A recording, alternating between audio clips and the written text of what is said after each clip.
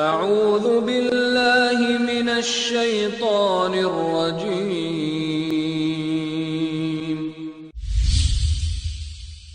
بسم اللہ الرحمن الرحیم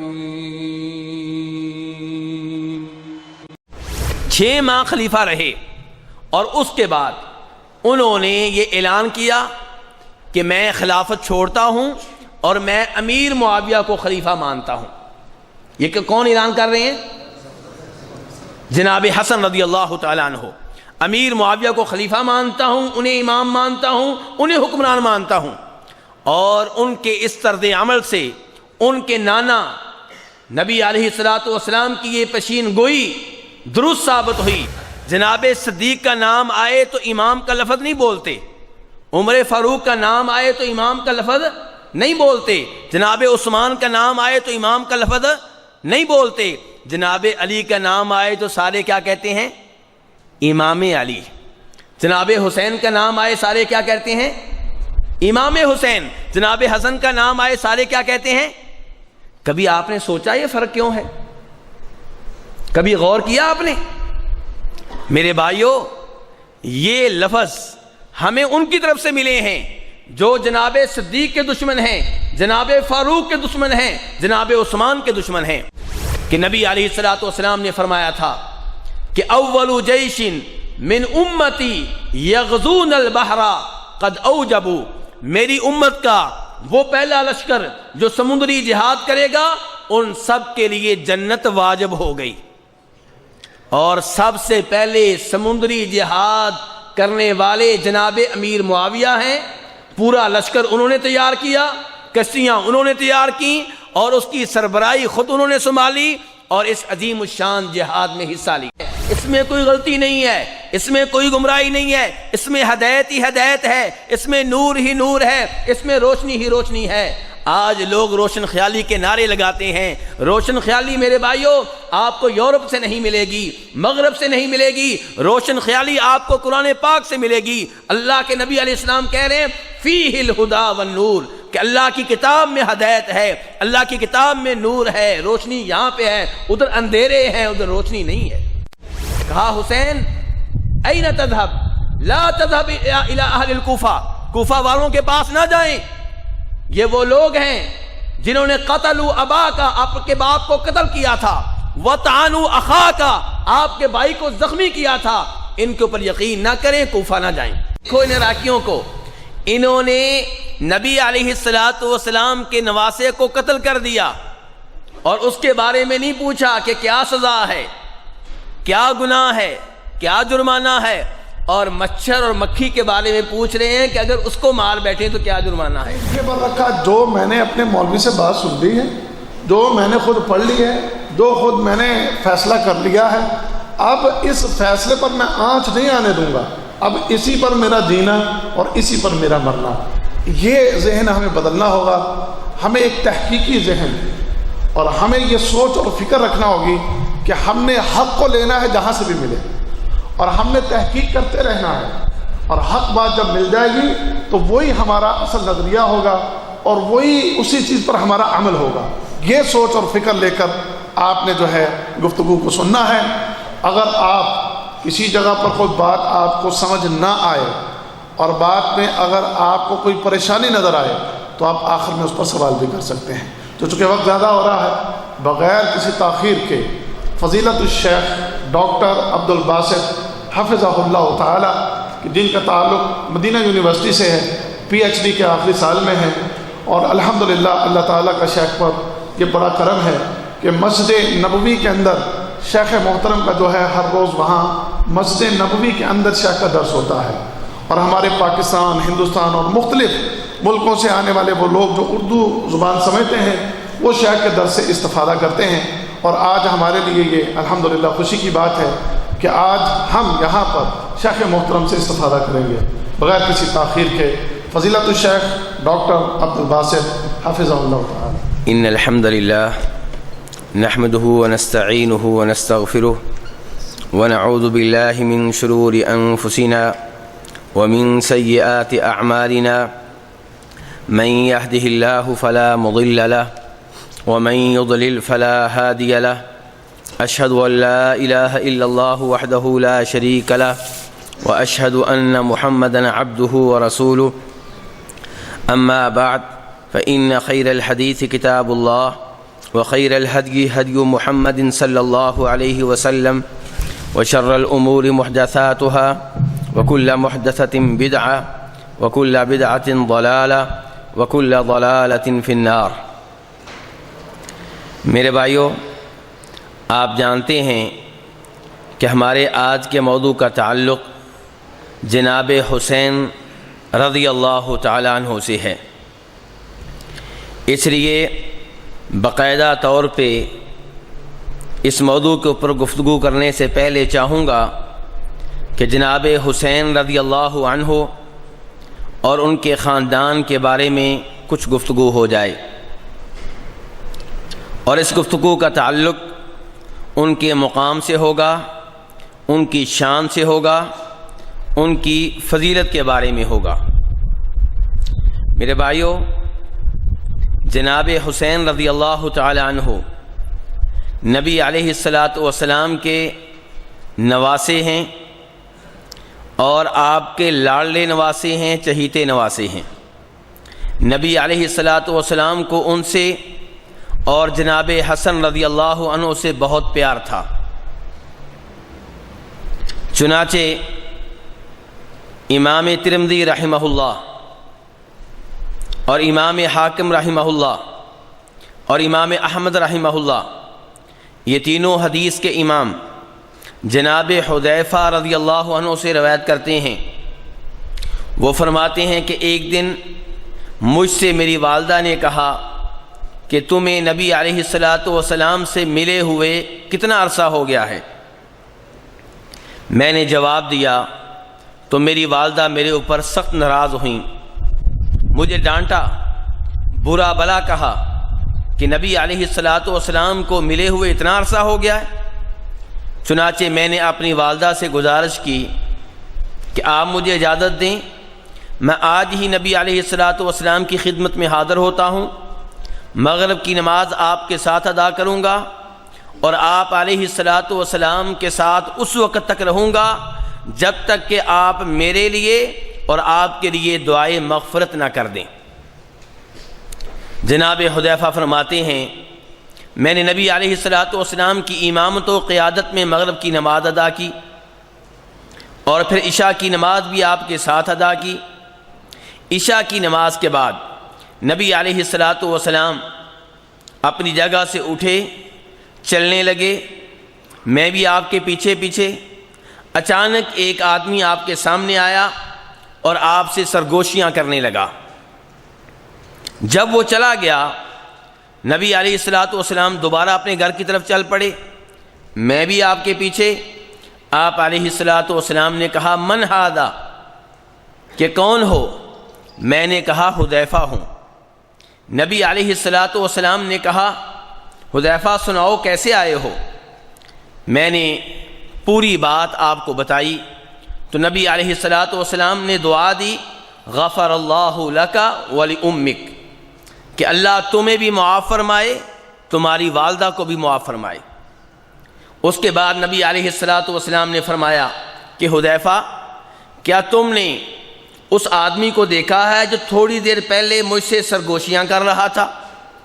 جناب حذیفہ کہتے ہیں میں نے کہا جی ہاں اللہ کے رسول میں نے دیکھا ہے۔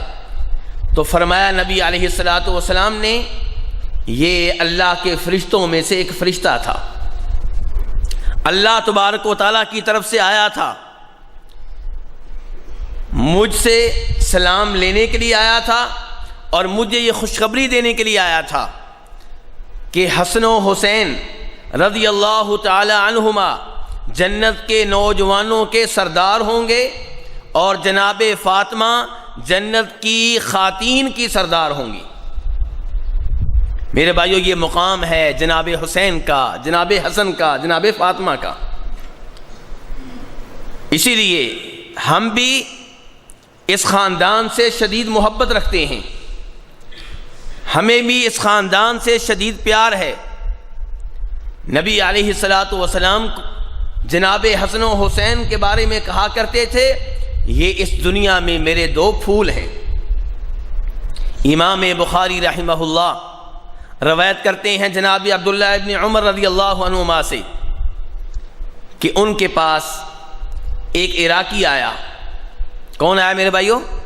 عراقی، عراق کا رہنے والا، اور کہا کہ آپ سے ایک مسئلہ پوچھنا چاہتا ہوں. کیا مسئلہ ہے؟ مسئلہ یہ ہے کہ جو آدمی حالت احرام میں ہو، اگر اس سے مکھی مر جائے، اگر وہ مچھر مار بیٹھے، تو اس کا کفارہ کیا ہے، اس کے اوپر جرمانہ کیا ہے، اس کی کیا سزا ہے؟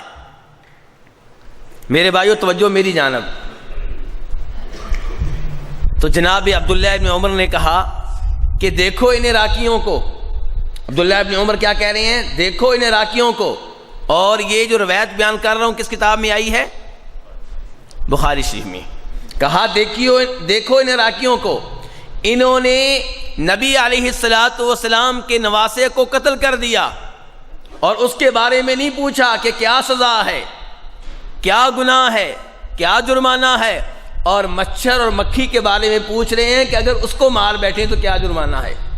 حالانکہ حسن و حسین نبی علیہ السلام کے وہ نواسے ہیں کہ جن کے بارے میں آپ فرمایا کرتے تھے یہ دنیا میں میرے دو پھول ہیں. میرے بھائیوں، ہم جناب حسن و حسین سے محبت رکھتے ہیں اور ان سے محبت کو اپنے ایمان کا حصہ سمجھتے ہیں، ان سے محبت کرنے کو عبادت سمجھتے ہیں، اور صرف ان سے محبت نہیں کرتے بلکہ ان کی والدہ جناب فاطمہ رضی اللہ عنہا سے بھی محبت کرتے ہیں، جن کے بارے میں نبی علیہ السلام کہا کرتے تھے کہ یہ میرے جسم کا ایک ٹکڑا ہے. وہ جناب فاطمہ جن کے بارے میں امام بخاری رحمہ اللہ اپنی مشہور و معروف کتاب الادب المفرد میں یہ روایت لے کر آئے ہیں کہ جناب عائشہ فرماتی ہیں. حدیث روایت کرنے والی کون ہے؟ یہ حدیث جس میں شان بیان ہو رہی جناب فاطمہ کی، اس شان کو نقل کرنے والی کون ہے؟ جناب عائشہ. پتہ چلا جناب عائشہ کو بھی آل بیت سے پیار تھا، ان کے درمیان اختلافات نہیں تھے، ان کے درمیان بڑی محبت تھی. اور یہ لوگ جو دعویٰ کرتے ہیں کہ ان کے درمیان اختلافات تھے، بغض و عداوت تھی، یہ جھوٹے ہیں اور وہ صحابہ کرام سچے ہیں. جناب عائشہ فرماتی ہیں کہ جب بھی جناب فاطمہ رضی اللہ عنہا نبی علیہ السلام سے ملنے کے لیے آتی تو نبی علیہ السلام ان کے استقبال کے طور پہ کھڑے ہو جاتے، کھڑے ہو کر ان کی پیشانی پہ بوسہ دیتے اور جناب فاطمہ کو اپنی جگہ پہ بٹھاتے. کتنا پیار ہے نبی علیہ السلام کو اپنی اس لاڈلی بیٹی سے. اور میرے بھائیوں، ہمیں تو جناب حسن و حسین کے والد گرامی سے بھی پیار ہے، جناب علی سے بھی پیار ہے. اور پیار کیوں نہ ہو، صحیح بخاری میں وہ حدیث آتی ہے کہ نبی علیہ السلام نے غزوہ خیبر میں کہا تھا لَأُعْطِيَنَّ الرَّایَةَ رَجُلًا غَدًا يُحِبُّ اللَّهَ وَرَسُولَهُ وَيُحِبُّهُ اللَّهُ وَرَسُولُهُ. فرمایا کل میں لڑائی کرنے کے لیے جہاد کا جھنڈا اس آدمی کے حوالے کروں گا جسے اللہ اور اللہ کے رسول علیہ السلام سے محبت ہوگی اور خود اللہ کو اور رسول علیہ السلام کو اس سے محبت ہوگی. اور وہ کون تھے؟ جناب علی رضی اللہ تعالیٰ عنہ. امام مسلم رحمہ اللہ اپنی حدیث کی مشہور و معروف کتاب میں جناب علی رضی اللہ عنہ سے نقل کرتے ہیں کہ وہ اللہ کی قسم اٹھا کے کہتے ہیں کہ نبی علیہ السلام نے مجھ سے کہا تھا کہ اے علی لا يحبک الا مؤمن، تم سے محبت کرنے والا مومن ہوگا اور تم سے بغض و عداوت رکھنے والا منافق ہوگا. جناب علی سے محبت ایمان کا معیار ہے، لیکن کون سی محبت؟ حقیقی محبت جو شریعت کے مطابق ہو، جو نبی علیہ السلام کی تعلیمات کے مطابق ہو، جو جناب علی کی تعلیمات کے مطابق ہو. نعروں والی محبت نہیں، بینر لگانے والی محبت نہیں، وہ محبت جو یہ تقاضا کرتی ہے کہ مجھے جس سے محبت ہے میں اس کی ہر بات کو مانوں. تو نبی علیہ السلام جناب علی سے کہہ رہے ہیں کہ علی تم سے محبت کرنے والا مومن ہوگا اور تم سے بغض و عداوت رکھنے والا منافق ہوگا۔ میرے بھائیوں، آل بیت بڑے عظیم لوگ ہیں، وہ آل بیت جو ایمان کے اوپر ہوں، جو اسلام کے اوپر ہوں، جو توحید کے اوپر ہوں، اور جو ایمان کے اوپر نہ ہوں، اسلام کے اوپر نہ ہوں، توحید کے اوپر نہ ہوں، تو چاہے آپ کا چچا ابو طالب ہو جنت میں نہیں جا سکتا، چاہے آپ کا چچا ابو لہب ہو جہنم کی آگ میں داخل ہوگا۔ لیکن اگر آل بیت نبی علیہ الصلوۃ والسلام کی تعلیمات کے مطابق زندگی گزار رہے ہیں تو ان کا ادب و احترام ہمارے اوپر واجب ہے۔ نبی علیہ الصلوۃ والسلام مکہ مدینہ کے مابین ایک جگہ ہے جس کا نام ہے خم، وہاں پہ تشریف فرما ہیں، حج سے واپس آ رہے ہیں۔ مقام خم پہ کھڑے ہو کے آپ نے صحابہ کرام کو خطبہ ارشاد فرمایا۔ خطبے کے شروع میں اللہ کی حمد و ثنا بیان کی، صحابہ کرام کو وعظ و نصیحت کی، اور اس کے بعد فرمایا الا ایھا الناس فانما انا بشر، اے لوگو میری بات دھیان سے سن لو، توجہ سے سن لو، اس میں کوئی شک و شبہ نہیں ہے، انا بشر، ان کہ میں ایک انسان ہوں، ایک بشر ہوں۔ میرے بھائیوں، خم کا یہ خطبہ، غدیر خم کے نام سے پاکستان انڈیا میں اشتہار بھی لگتے ہیں، اور کہا جاتا ہے جی کہ آج عید ہے۔ کیوں جی عید ہے آج؟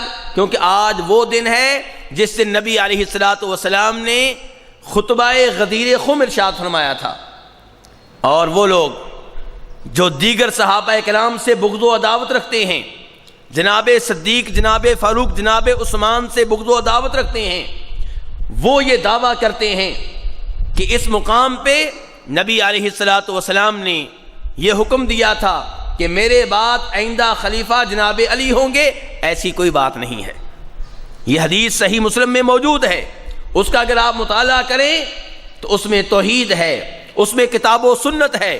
نبی علیہ الصلوۃ والسلام کیا فرما رہے ہیں؟ پہلا جملہ ہی اللہ کی حمد و ثنا کے بعد یہ ارشاد فرما رہے ہیں کہ لوگوں میں بشر ہوں۔ اس میں کوئی شک و شبہ نہیں میرے بھائیوں کہ آپ شان کے لحاظ سے، مقام کے لحاظ سے سب سے بلند، سب سے اعلیٰ، سب سے محترم، سب سے افضل، نبیوں کے امام، ولیوں کے امام، شہیدوں کے امام، لیکن بنیادی طور پہ آپ ایک بشر ہیں۔ آپ کیا ہیں میرے بھائیوں؟ بشر ہیں۔ اور میں نے کل کے درس میں بھی گزارش کی تھی، پھر یہ گزارش کر دوں کہ نبی علیہ الصلوۃ والسلام کو انسان مان کر، بشر مان کر، پھر یہ بیان کرنا کہ آپ نے اتنے روزے رکھے، یہ آپ کی حقیقی شان ہے۔ پھر یہ بیان کرنا کہ آپ اتنی لمبی تہجد ادا کرتے تھے، یہ آپ کی حقیقی فضیلت ہے۔ اور پھر یہ بیان کرنا کہ آپ جہاد کرتے تھے، بھوکے ہوتے، دو دو پتھر باندھے ہوتے، پھر بھی اللہ تبارک و تعالیٰ کی راہ میں لڑنے کے لیے تیار رہتے، یہ حقیقی طور پہ آپ کے مقام کا بیان ہے۔ لیکن اگر آپ یہ کہیں کہ نبی علیہ الصلوۃ والسلام نور تھے، بشر نہیں تھے، تو اگر آپ نور تھے پھر نوری جہاد پوری زندگی بھی کرتا رہے تو کوئی بڑی بات نہیں ہے، کیونکہ اس کو تو بھوک نہیں لگتی، وہ تو تھکتا ہی نہیں ہے، تو جہاد کر بھی لے تو کون سی بڑی بہادری ہے؟ وہ اگر روزانہ روزے رکھ بھی لے تو کون سی بڑی بات ہے؟ وہ پوری رات بھی تہجد کی نماز ادا کرتا رہے، پاؤں اس کے نہیں سوجیں گے، سوج بھی جائیں تو اسے کوئی تکلیف نہیں ہوگی، کوئی بے چینی نہیں ہوگی، کوئی مسئلہ اس کے لیے نہیں ہوگا۔ اس لیے صحیح بات کیا ہے کہ آپ بشر ہیں، اور بشر ہو کر آپ نے اتنے بڑے کام کیے ہیں کہ اس سے آپ علیہ الصلوۃ والسلام کی حقیقی شان کا پتہ چلتا ہے۔ تو آپ اس خطبے میں یہی کہہ رہے ہیں کہ لوگو میں ایک بشر ہوں، یوشک ان یاتی رسول ربی، وہ وقت قریب ہے کہ میرے رب کی طرف سے موت کا فرشتہ پہنچ جائے گا، میری روح قبض کرنے کے لیے آ جائے گا، فاجیب، اور میں اس کی دعوت پہ لبیک کہہ دوں گا۔ اب آپ علیہ السلام تو چلے جائیں گے، اب بعد میں کیا بنے گا؟ کس کو دیکھ کے اپنی زندگی گزاریں گے؟ فرمایا پریشان ہونے کی ضرورت نہیں. وَأَنَا تَارِكٌ فِيكُمْ ثَقَلَيْنِ، میں تم میں دو بڑی عظیم چیزیں چھوڑ کر جا رہا ہوں. ان میں سے پہلی کیا ہے؟ فرمایا اولہما کتاب اللہ، پہلی چیز اللہ کی کتاب ہے، اور آگے چل کے فرمایا دوسری چیز آل بیت ہیں، میرے گھر والے. اب چیزیں آپ نے کتنی بیان کی میرے بھائیو؟ دو. لیکن آپ نے گفتگو یہیں پہ ختم نہیں کر دی. پہلے اللہ کی کتاب کا، قرآن پاک کا ذکر کیا، بتایا تم میں چھوڑ کر جا رہا ہوں، یہ بھی بتایا کہ اس کے ساتھ تمہارا کیا سلوک ہونا چاہیے. آل بیت کے بارے میں فرما دیا کہ انہیں بھی چھوڑ کے جا رہا ہوں، اور بتا دیا ان کے ساتھ تمہارا کیا رویہ ہونا چاہیے. فرمایا اولہما کتاب اللہ، پہلی چیز جو تم میں چھوڑ کے جا رہا ہوں وہ کیا ہے میرے بھائیو؟ اللہ کی کتاب، اللہ کا کلام، قرآن پاک. فرمایا کیا کرنا ہے؟ فیہ الہدی والنور، لوگو جان لو ہدایت اسی کتاب میں ہے، نور اور روشنی اسی کتاب میں ہے. دیگر کتابوں میں ہو سکتا ہے روشنی بھی ملے، گمراہی بھی مل جائے، لیکن جو اللہ کی کتاب ہے اس میں کوئی غلطی نہیں ہے، اس میں کوئی گمراہی نہیں ہے، اس میں ہدایت ہی ہدایت ہے، اس میں نور ہی نور ہے، اس میں روشنی ہی روشنی ہے. آج لوگ روشن خیالی کے نعرے لگاتے ہیں. روشن خیالی میرے بھائیوں آپ کو یورپ سے نہیں ملے گی، مغرب سے نہیں ملے گی. روشن خیالی آپ کو قرآن پاک سے ملے گی. اللہ کے نبی علیہ السلام کہہ رہے ہیں فیہ الہدی والنور، کہ اللہ کی کتاب میں ہدایت ہے، اللہ کی کتاب میں نور ہے، روشنی یہاں پہ ہے، ادھر اندھیرے ہیں، ادھر روشنی نہیں ہے. فرمایا فخذوا بکتاب اللہ، اللہ کی اس کتاب کو پکڑ لو، جس کو میں تمہارے پاس چھوڑ کے جا رہا ہوں اس کو پکڑ لو. وَاسْتَمْسِكُوا بِهِ، مضبوطی سے پکڑ لو. میرے بھائیو آج لوگ ہم سے کہتے ہیں کہ قرآن پاک کا ترجمہ نہ پڑھنا گمراہ ہو جاؤ گے، قرآن پاک کی تفسیر نہ پڑھنا گمراہ ہو جاؤ گے. اللہ ہدایت دے ایسے مولویوں کو جو یہ سمجھتے ہیں کہ قرآن پاک پڑھنے سے کوئی گمراہ ہوگا. نبی علیہ السلام فرما رہے ہیں ہدایت کہیں اور نہیں اللہ کی کلام میں ہے، ہدایت کہیں اور نہیں اللہ کی کتاب میں ہے، روشنی کہیں اور نہیں اسی کتاب میں ہے. اور یہ کہتے ہیں نہ ترجمہ نہ پڑھنا. نہیں میرے بھائیو، اگر آپ کامیاب ہونا چاہتے ہیں، راہ ہدایت پہ لگنا چاہتے ہیں، اگر آپ چاہتے ہیں کہ آپ صراط مستقیم پہ چل پڑیں، آپ روشنی کے اوپر ہوں، تو کتاب اللہ کی تلاوت بھی سیکھیں، اس کا ترجمہ بھی سیکھیں، اس کی تفسیر بھی پڑھیں. فرمایا دوسری چیز کیا ہے جو چھوڑ کے جا رہا ہوں؟ اہل بیتی، میرے گھر والے. قرآن پاک کی باری آئی تو آپ نے کہا کہ اسے مضبوطی سے پکڑ لو، اس میں ہدایت اور روشنی ہے.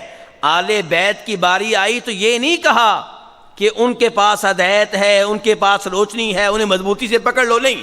ان کے بارے میں یہ کہا اذکرکم اللہ فی اہل بیتی، میرے گھر والوں کے حقوق کا خیال رکھنا، ان کے بارے میں اللہ سے ڈرتے رہنا، یعنی کہ ان کے آداب کا خیال رکھنا، ان کا احترام کرنا، ان کے حقوق ادا کرنا. یہ نہیں کہا کہ ان کے اقوال تمہارے لیے ہدایت کا باعث ہوں گے، ان کے اقوال تمہارے لیے روشنی ہوں گے، نہیں، ایسی بات کوئی نہیں کہی. تو جو آپ نے خم کے مقام پہ کہا وہ حقیقت میں کچھ اور ہے، اور جو اس میں اضافے کر دیے گئے، جو لوگ کہتے ہیں کہ وہاں پہ آپ نے اعلان کیا میرے بعد جناب علی خلیفہ ہوں گے، وہ غلط بات ہے. صحیح حدیث میں ایسی کوئی بات نہیں آئی ہے. خلاصہ کلام یہ ہے کہ اس حدیث سے بھی معلوم ہوا کہ آل بیت نبی علیہ الصلوۃ والسلام کی بیویاں، آل بیت نبی علیہ الصلوۃ والسلام کی اولاد، آل بیت نبی علیہ الصلوۃ والسلام کے مسلمان چچا اور ان کی مسلمان اولاد، یہ سارے کے سارے قابل احترام ہیں. ان سب سے محبت کرنا چاہیے، اور ان سے محبت ہم کرتے ہیں نبی علیہ الصلوۃ والسلام کی وصیت کی وجہ سے. جناب حسین کا اسی عظیم خاندان سے تعلق ہے. میرے بھائیو، ہدایت افراط و تفرید کے درمیان ہے. نہ انسان آل بیت کے خلاف ہو، اور نہ انسان آل بیت کی محبت میں اتنا آگے نکل جائے کہ ان کی عبادت کرنے لگے، انہیں مشکل کشا سمجھنے لگے، انہیں حاجت روا سمجھنے لگے، اللہ کو چھوڑ کے انہیں پکارے، یا علی مدد کے نعرے لگائے، یا حسین مدد کے نعرے لگائے، اور یہ سمجھے کہ خلافت کے حقدار صرف وہی ہیں۔ آپ جانتے ہیں نا، کہا جاتا ہے کہ جناب صدیق خلافت کے حقدار نہیں تھے، عمر فاروق خلافت کے حقدار نہیں تھے، جناب عثمان خلافت کے حقدار نہیں تھے۔ کہتے ہیں کہ خلافت کے حقدار صرف جناب علی اور ان کا خاندان ہے۔ یہ بات غلط ہے۔ آل بیت سے محبت ہم بھی کرتے ہیں، لیکن ان کی محبت کی آڑ میں دینی تعلیمات کو تبدیل کرنے کے لیے ہم تیار نہیں ہیں۔ میرے بھائیوں، ہمارے سنی بھائی، اور سنی کے لفظ سے مراد ہے وہ لوگ جو صحابہ کرام کو مانتے ہیں، جو صحابہ کرام سے محبت کرتے ہیں، چاہے ان کا نام دیوبندی ہو، چاہے ان کا نام بریلوی ہو، چاہے ان کا نام اہل حدیث ہو۔ میں یہ کہنا چاہتا ہوں کہ ہمارے سنی بھائی وہ بھی غیروں کی ان سازشوں کا شکار ہو گئے۔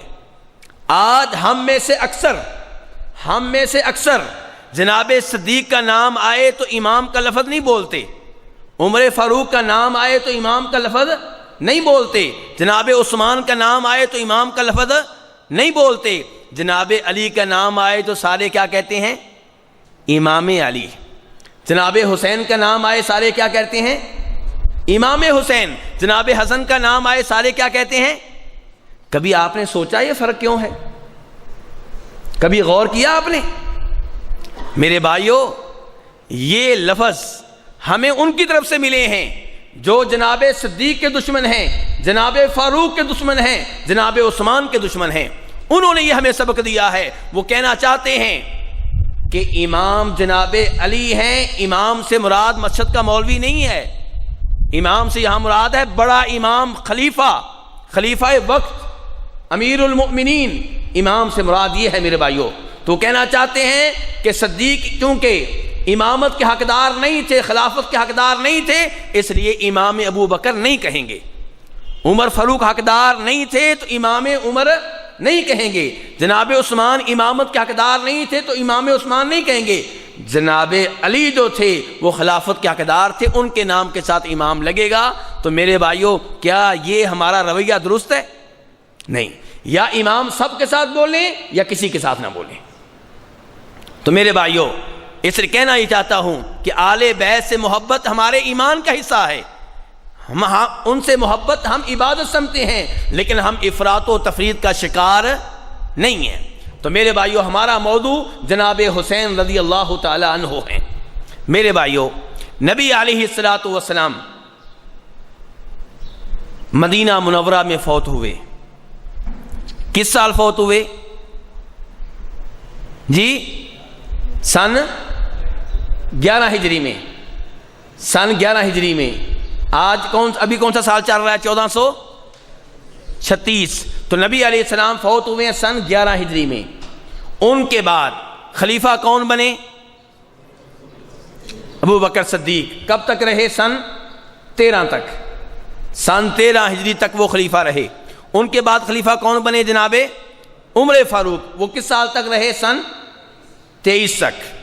سن 23 کو جناب عثمان خلیفہ بنے۔ کس سال تک رہے؟ میرے بھائی، یہ تاریخیں یاد کریں۔ ہم سب صحابہ کرام سے محبت کرتے ہیں نا، تو ہمیں یہ معلومات کیوں نہیں ہیں؟ انڈیا کے گلوکاروں، اداکاروں کے بارے میں معلومات ہیں۔ ابھی اگر میں سوال کر لوں انڈیا کے فلاں اداکار نے کتنی فلموں میں کام کیا ہے، تو کئی ہاتھ کھڑے ہو جائیں گے۔ ایسے ہے کہ نہیں ہے؟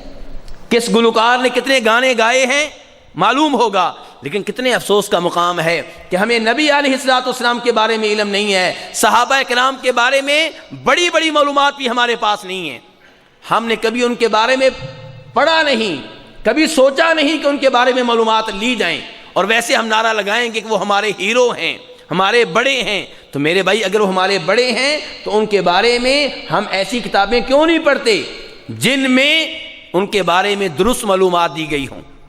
دارالسلام آپ کے قریب ہے میرے بھائیوں، وہاں سے نبی علیہ الصلوۃ والسلام کے بارے میں کتابیں خریدیں۔ الرحیق المختوم لیں۔ کون سی کتاب لیں؟ کن کی ہے؟ کنہوں نے لکھی ہے؟ مولانا صفی الرحمان مبارک پوری نے۔ یہ وہ عظیم کتاب ہے جس کو پہلا ایوارڈ ملا تھا، پہلا انعام ملا تھا۔ یہ پڑھیں آپ۔ ایسے ہی ایک اور کتاب ہے سیرت نبوی، ڈاکٹر مہدی رزق اللہ کی۔ کس کی ہے ڈاکٹر مہدی؟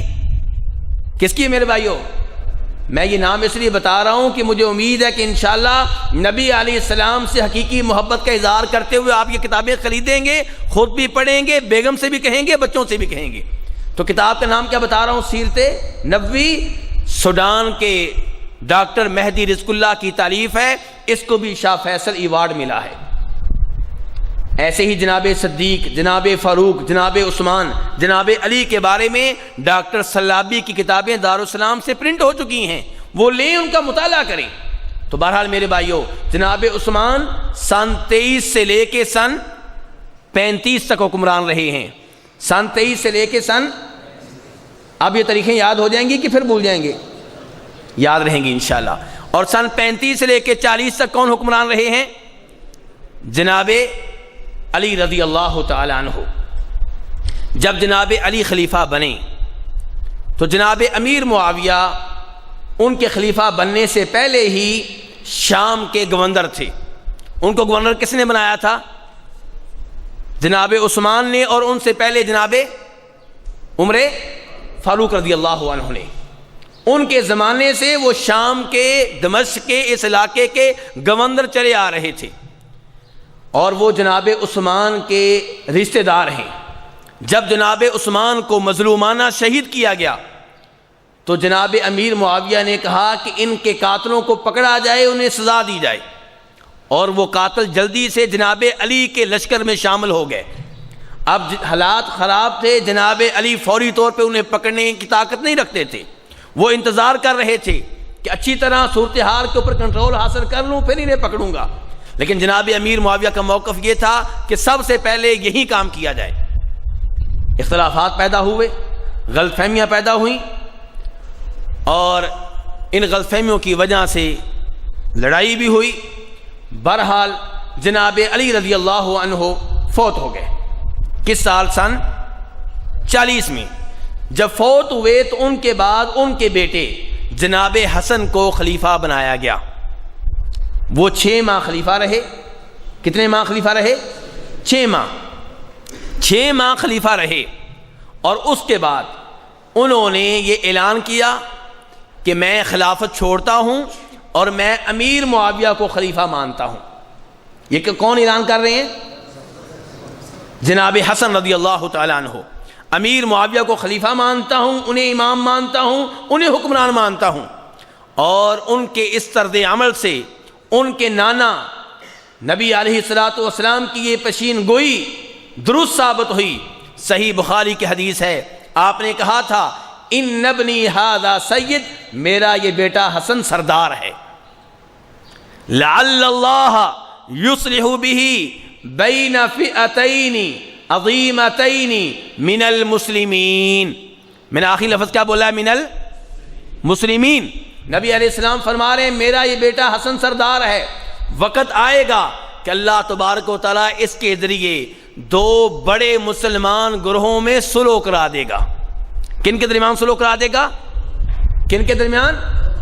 مسلمان، یعنی کہ وہ بھی مسلمان، وہ بھی مسلمان، جو امیر معاویہ کے ساتھ تھے وہ بھی مسلمان، جو جناب علی اور جناب حسن کے ساتھ تھے وہ بھی مسلمان۔ نہ وہ کافر نہ وہ کافر، نہ وہ منافق نہ وہ منافق، دونوں مسلمان ہیں، لیکن مسلمانوں میں غلط فہمیاں پیدا ہو جاتی ہیں۔ اس وجہ سے جناب امیر معاویہ کو یا ان کے لشکر کو برا بلا کہنا، ان کے بارے میں غلط الفاظ لکھنا، یہ مناسب نہیں ہے۔ کئی لوگوں نے اپنی طرف سے صحابہ کرام کے درمیان جج بننے کی کوشش کی۔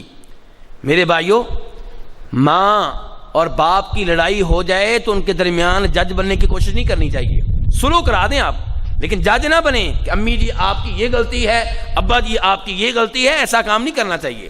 وہ بھی قابل احترام ہے، وہ بھی قابل احترام، جناب علی بھی قابل احترام، جناب امیر معاویہ بھی قابل احترام، لیکن کئی لوگوں نے ان دونوں کے درمیان اب جا کے جج بننے کی کوشش کی۔ انہوں نے کیڑے نکالے کہ اس صحابی کی یہ غلطی تھی، اس صحابی کی یہ غلطی تھی، اور غلط الفاظ استعمال کیے۔ میرے بھائیوں، یہ بہت بڑا جرم ہے، بہت بڑی گستاخی ہے، بہت بڑی توہین ہے، ایسا کام نہیں کرنا چاہیے۔ ہم دونوں کی عزت کرتے ہیں، دونوں سے محبت رکھتے ہیں، دونوں کا احترام کرتے ہیں، دونوں کو مسلمان، دونوں کو مومن مانتے ہیں۔ تو میرے بھائیوں، جناب علی کے بعد جناب حسن خلیفہ بنے تو انہوں نے جناب امیر معاویہ کے حق میں دستبردار ہونے کا اعلان کر دیا، اور سن 41 سے لے کے 60 تک جناب امیر معاویہ مسلمانوں کے بلا شرکت غیر حکمران رہے۔ ان کے زمانے میں بڑی بڑی فتوحات حاصل ہوئیں، بڑے بڑے جہادی مارکے ہوئے، سمندری جہاد ہوا، اور اس زمانے کی سپر پاور کون؟ رومی۔ اس زمانے کی سپر پاور روم، ان کے دارالحکومت کے اوپر پہلی بار حملہ کیا گیا، دارالحکومت کے اوپر۔ جیسے آپ یوں سمجھیں کہ سعودیہ کے ریاض کے اوپر، پاکستان کے اسلام آباد کے اوپر، تو روم جو سپر پاور تھا اس زمانے میں، ان کے دارالحکومت کے اوپر مسلمانوں نے حملہ کیا۔ یہ سارے کام کس کے زمانے میں ہوئے ہیں؟ جناب امیر معاویہ رضی اللہ عنہ کے زمانے میں۔ میرے بھائیو، سن 49 ہجری میں جناب حسن رضی اللہ عنہ فوت ہو گئے۔ کس سال فوت ہوئے ہیں؟ سن، حکمران کون ہے؟ امیر معاویہ۔ سن 56 ہجری میں، کون سے سال کی بات کر رہا ہوں؟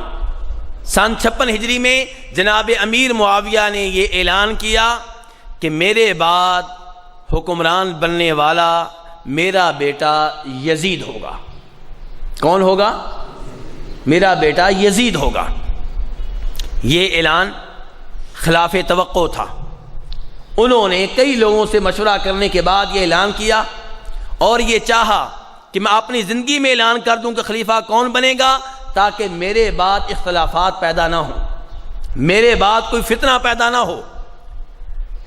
اب ان کو چاہیے یہ تھا کہ صحابہ کرام جو زندہ تھے اس زمانے میں، ان میں سے کسی کو خلیفہ مقرر کرتے۔ عبداللہ ابن عمر کو خلیفہ بنا دیتے، عبداللہ ابن عباس کو بنا دیتے، عبداللہ بن زبیر کو بنا دیتے، نبی علیہ السلام کے لاڈلے نواسے جناب حسین کو بنا دیتے۔ لیکن امیر معاویہ اگرچہ صحابی ہیں لیکن ہیں وہ بھی انسان۔ کون ہے میرے بھائیو؟ انسان۔ تو انہوں نے بطور انسان جو سوچا، جو ان کی سمجھ میں آیا، وہ یہ تھا کہ مناسب یہی ہوگا کہ میرے بعد میرا بیٹا خلیفہ بنے، کیونکہ اس وقت ان کے زمانے میں دارالحکومت کہاں تھا؟ دمشق، شام۔ طاقت کا مرکز اس وقت شام تھا، دمشق تھا، سارے بڑے لوگ وہاں پہ موجود تھے، مجلس شورا ادھر تھی، خلافت کے لیے کسی کا اختیار کرنے والے ادھر ہی موجود تھے، اور یزید وہاں پہ تھا۔ یہ صحابہ کرام مکہ یا مدینہ میں رہا کرتے تھے۔ تو جناب امیر معاویہ نے یہ مناسب سمجھا کہ میرے بعد میرا بیٹا یزید جو ہے وہ خلیفہ بنے۔ اب میرے بھائیوں، ان کے زمانے میں ہی لوگوں نے یزید کے نام پہ بیعت کر لی کہ ہم یہ مانتے ہیں کہ امیر معاویہ کے بعد ان کا بیٹا یزید جو ہے وہ خلیفہ مقرر ہوگا، وہ حکمران بنے گا۔ لیکن جناب عبداللہ بن زبیر، جناب حسین رضی اللہ تعالی عنہ اور ایک اور صحابہ کرام نے بیعت نہیں کی۔ جب امیر معاویہ رضی اللہ عنہ فوت ہو گئے، یزید نے اقتدار کی کرسی سنبھال لی، خلیفہ مقرر ہو گئے، تو انہوں نے بڑے بڑے شہروں کے گورنروں سے کہا کہ آپ لوگوں سے میرے نام پہ بیعت لیں۔ چنانچہ مکہ کے گورنر نے مکہ کے لوگوں سے یزید کے نام پہ بیعت لی، مدینہ کے گورنر نے مدینہ کے لوگوں سے یزید کے نام پہ بیعت لی، شام میں خود یزید نے شام کے لوگوں سے اپنے نام پہ بیعت لی۔ مدینہ میں جو صحابہ کرام رہتے تھے ان میں سے ایک تھے جناب حسین رضی اللہ عنہ اور جناب عبداللہ بن زبیر رضی اللہ عنہ۔ مدینہ کے گورنر نے ان کو طلب کیا اور کہا کہ یزید خلیفہ مقرر ہو چکا ہے، آپ دونوں اس کے نام پہ بیعت کریں۔ جناب حسین نے کہا مجھے مہلت دی جائے، ٹائم دیا جائے۔ عبداللہ بن زبیر نے بھی کہا مجھے مہلت دی جائے، ٹائم دیا جائے۔ مہلت مل گئی، لیکن صبح کا سورج نکلنے سے پہلے پہلے رات کے اندھیرے میں یہ دونوں عظیم صحابی مدینہ سے نکل کھڑے ہوئے اور مکہ جا کے قیام کیا۔ یزید کو یہ اطلاعات دمشق میں مل رہی تھیں کہ سب نے بیعت کر لی ہے، لیکن جناب عبداللہ بن زبیر اور جناب حسین نے بیعت نہیں کی۔ تو میرے بھائیوں، جناب حسین جب مکہ پہنچے تو ان کے بارے میں یہ اطلاعات کوفہ میں بھی پہنچ گئیں، عراق میں بھی پہنچ گئیں. تو کوفہ کے لوگوں نے جناب حسین کے نام پہ کئی خطوط لکھے کہ جناب حسین، ہم آپ سے، آپ کے خاندان سے محبت کرتے ہیں، ہم یزید کو خلیفہ ماننے کے لیے تیار نہیں ہیں، آپ کوفہ میں تشریف لائیں، ہم آپ کے ہاتھوں پہ بیعت کریں گے، آپ کو خلیفہ مقرر کریں گے، آپ کو خلیفہ مانیں گے، یزید کو خلیفہ ماننے کے لیے ہم تیار نہیں ہیں. یہ کون کہہ رہے ہیں؟ کوفہ کے رہنے والے شیعان علی. جناب علی کے شہر میں رہتے تھے، کوفہ میں. آخری زندگی انہوں نے کہاں گزاری ہے؟ کوفہ میں. تو کوفہ کے لوگوں کو شیعان علی سمجھا جاتا تھا. شیعہ کا مطلب کیا ہوتا ہے؟ حمیتی. شیعان علی جناب علی کے حمیتی. تو یہ شیعان علی جو ہیں یہ جناب حسین سے مطالبہ کر رہے ہیں کہ وہ کوفہ تشریف لے آئیں. لیٹر مسلسل آتے رہے حتیٰ کہ جناب حسین نے فیصلہ کیا کہ میں اپنے کسی نمائندے کو کوفہ بھیجوں تاکہ کوفہ کے حالات کا جائزہ لے. چنانچہ انہوں نے اپنے چچا زاد مسلم بن عقیل کو کوفہ روانہ کر دیا. کس کو روانہ کیا میرے بھائیوں؟ میرے بھائیوں دیکھیں، یہ گفتگو بڑے دھیان سے آپ سنیں، کیونکہ محرم کے مہینے میں آپ ان لوگوں سے یہی باتیں سنتے ہیں لیکن اس میں جھوٹ ہی جھوٹ ہوتا ہے، حقیقت سے تعلق نہیں ہوتا. اور وہ ظالم اتنی غلط باتیں اس میں شامل کر دیتے ہیں اور پھر ہمارے سنیوں کے جذبات سے کھیلتے ہیں اور ہمارے دلوں میں صحابہ کرام کے خلاف بغض و عداوت پیدا کرنے کی ناکام کوشش کرتے ہیں. اس لیے ہمیں حقیقی صورتحال کا علم ہونا چاہیے. تو یہ کوفہ والے جناب حسین سے یہ مطالبہ کر رہے ہیں کہ آپ کوفہ آئیں، ہم آپ کو خلیفہ مقرر کریں گے.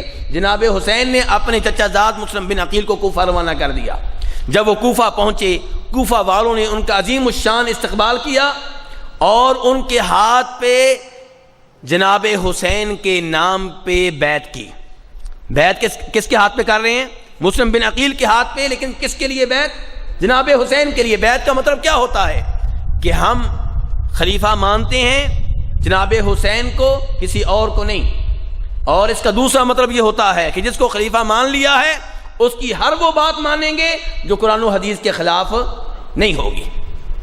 میرے بھائیوں، جناب حسین سے پہلے کیا یزید خلیفہ بن چکا تھا یا نہیں؟ بن چکا تھا. اب جب آپ یہ کہتے ہیں کہ ہم یزید کو خلیفہ نہیں مانیں گے، جناب حسین کو مانیں گے، تو اب پہلے خلیفہ اور نئے خلیفہ بننے والے کے درمیان کیا ہوگی؟ لڑائی ہوگی. ہر بچہ جانتا ہے، اس میں سوچنے کی ضرورت نہیں ہے، لڑائی تو ہونا ہی ہونا ہے. اب جب آپ جناب حسین سے کہہ رہے ہیں کہ ہم آپ کو خلیفہ مانیں گے، آپ کی بیعت کریں گے، تو آپ یہ کہنا چاہتے ہیں کہ ہم خلیفہ آپ کو مانیں گے، اس کے لیے جان دینا پڑی جان دیں گے، خون بہانا پڑا خون بہائیں گے، مال قربان کرنا پڑا مال قربان کریں گے، اولاد قربان کرنا پڑی اولاد قربان کریں گے، لیکن خلیفہ آپ کو مانیں گے، اسے نہیں مانیں گے. کوفہ کے لوگ مسلم بن عقیل کے ہاتھ پہ دڑا دڑ بیعت کر رہے ہیں. مسلم بن عقیل نے جب یہ صورتحال دیکھی بڑے خوش ہوئے. فوری طور پہ جناب حسین کو لیٹر لکھ دیا کہ آپ فوری طور پہ کوفہ تشریف لے آئیں. کوفہ کے حالات بڑے سازگار ہیں، یہ لوگ آپ کے نام پہ بیعت کر چکے ہیں، آپ کے لیے جان لڑائیں گے، آپ کے لیے خون بہائیں گے، آپ کے لیے مال قربان کریں گے، آپ فوری طور پہ کوفہ پہنچ جائیں. میرے بھائیوں، جناب حسین مکہ سے کوفہ آنا چاہتے ہیں اور یہ زمانہ کس کی خلافت کا زمانہ ہے؟ یزید کی خلافت کا زمانہ. یہاں پہ تھوڑا سا ہم نے یہ دیکھنا ہے کہ یزید کو جو خلیفہ مقرر کیا گیا ہے، کیا یہ فیصلہ درست تھا یا غلط تھا؟ کیا وہ خلافت کے قابل تھا؟ اس میں تو کوئی شک و شبہ نہیں ہے کہ بہتر یہ تھا کہ صحابہ کرام میں سے کسی صحابی کو خلیفہ مقرر کیا جاتا.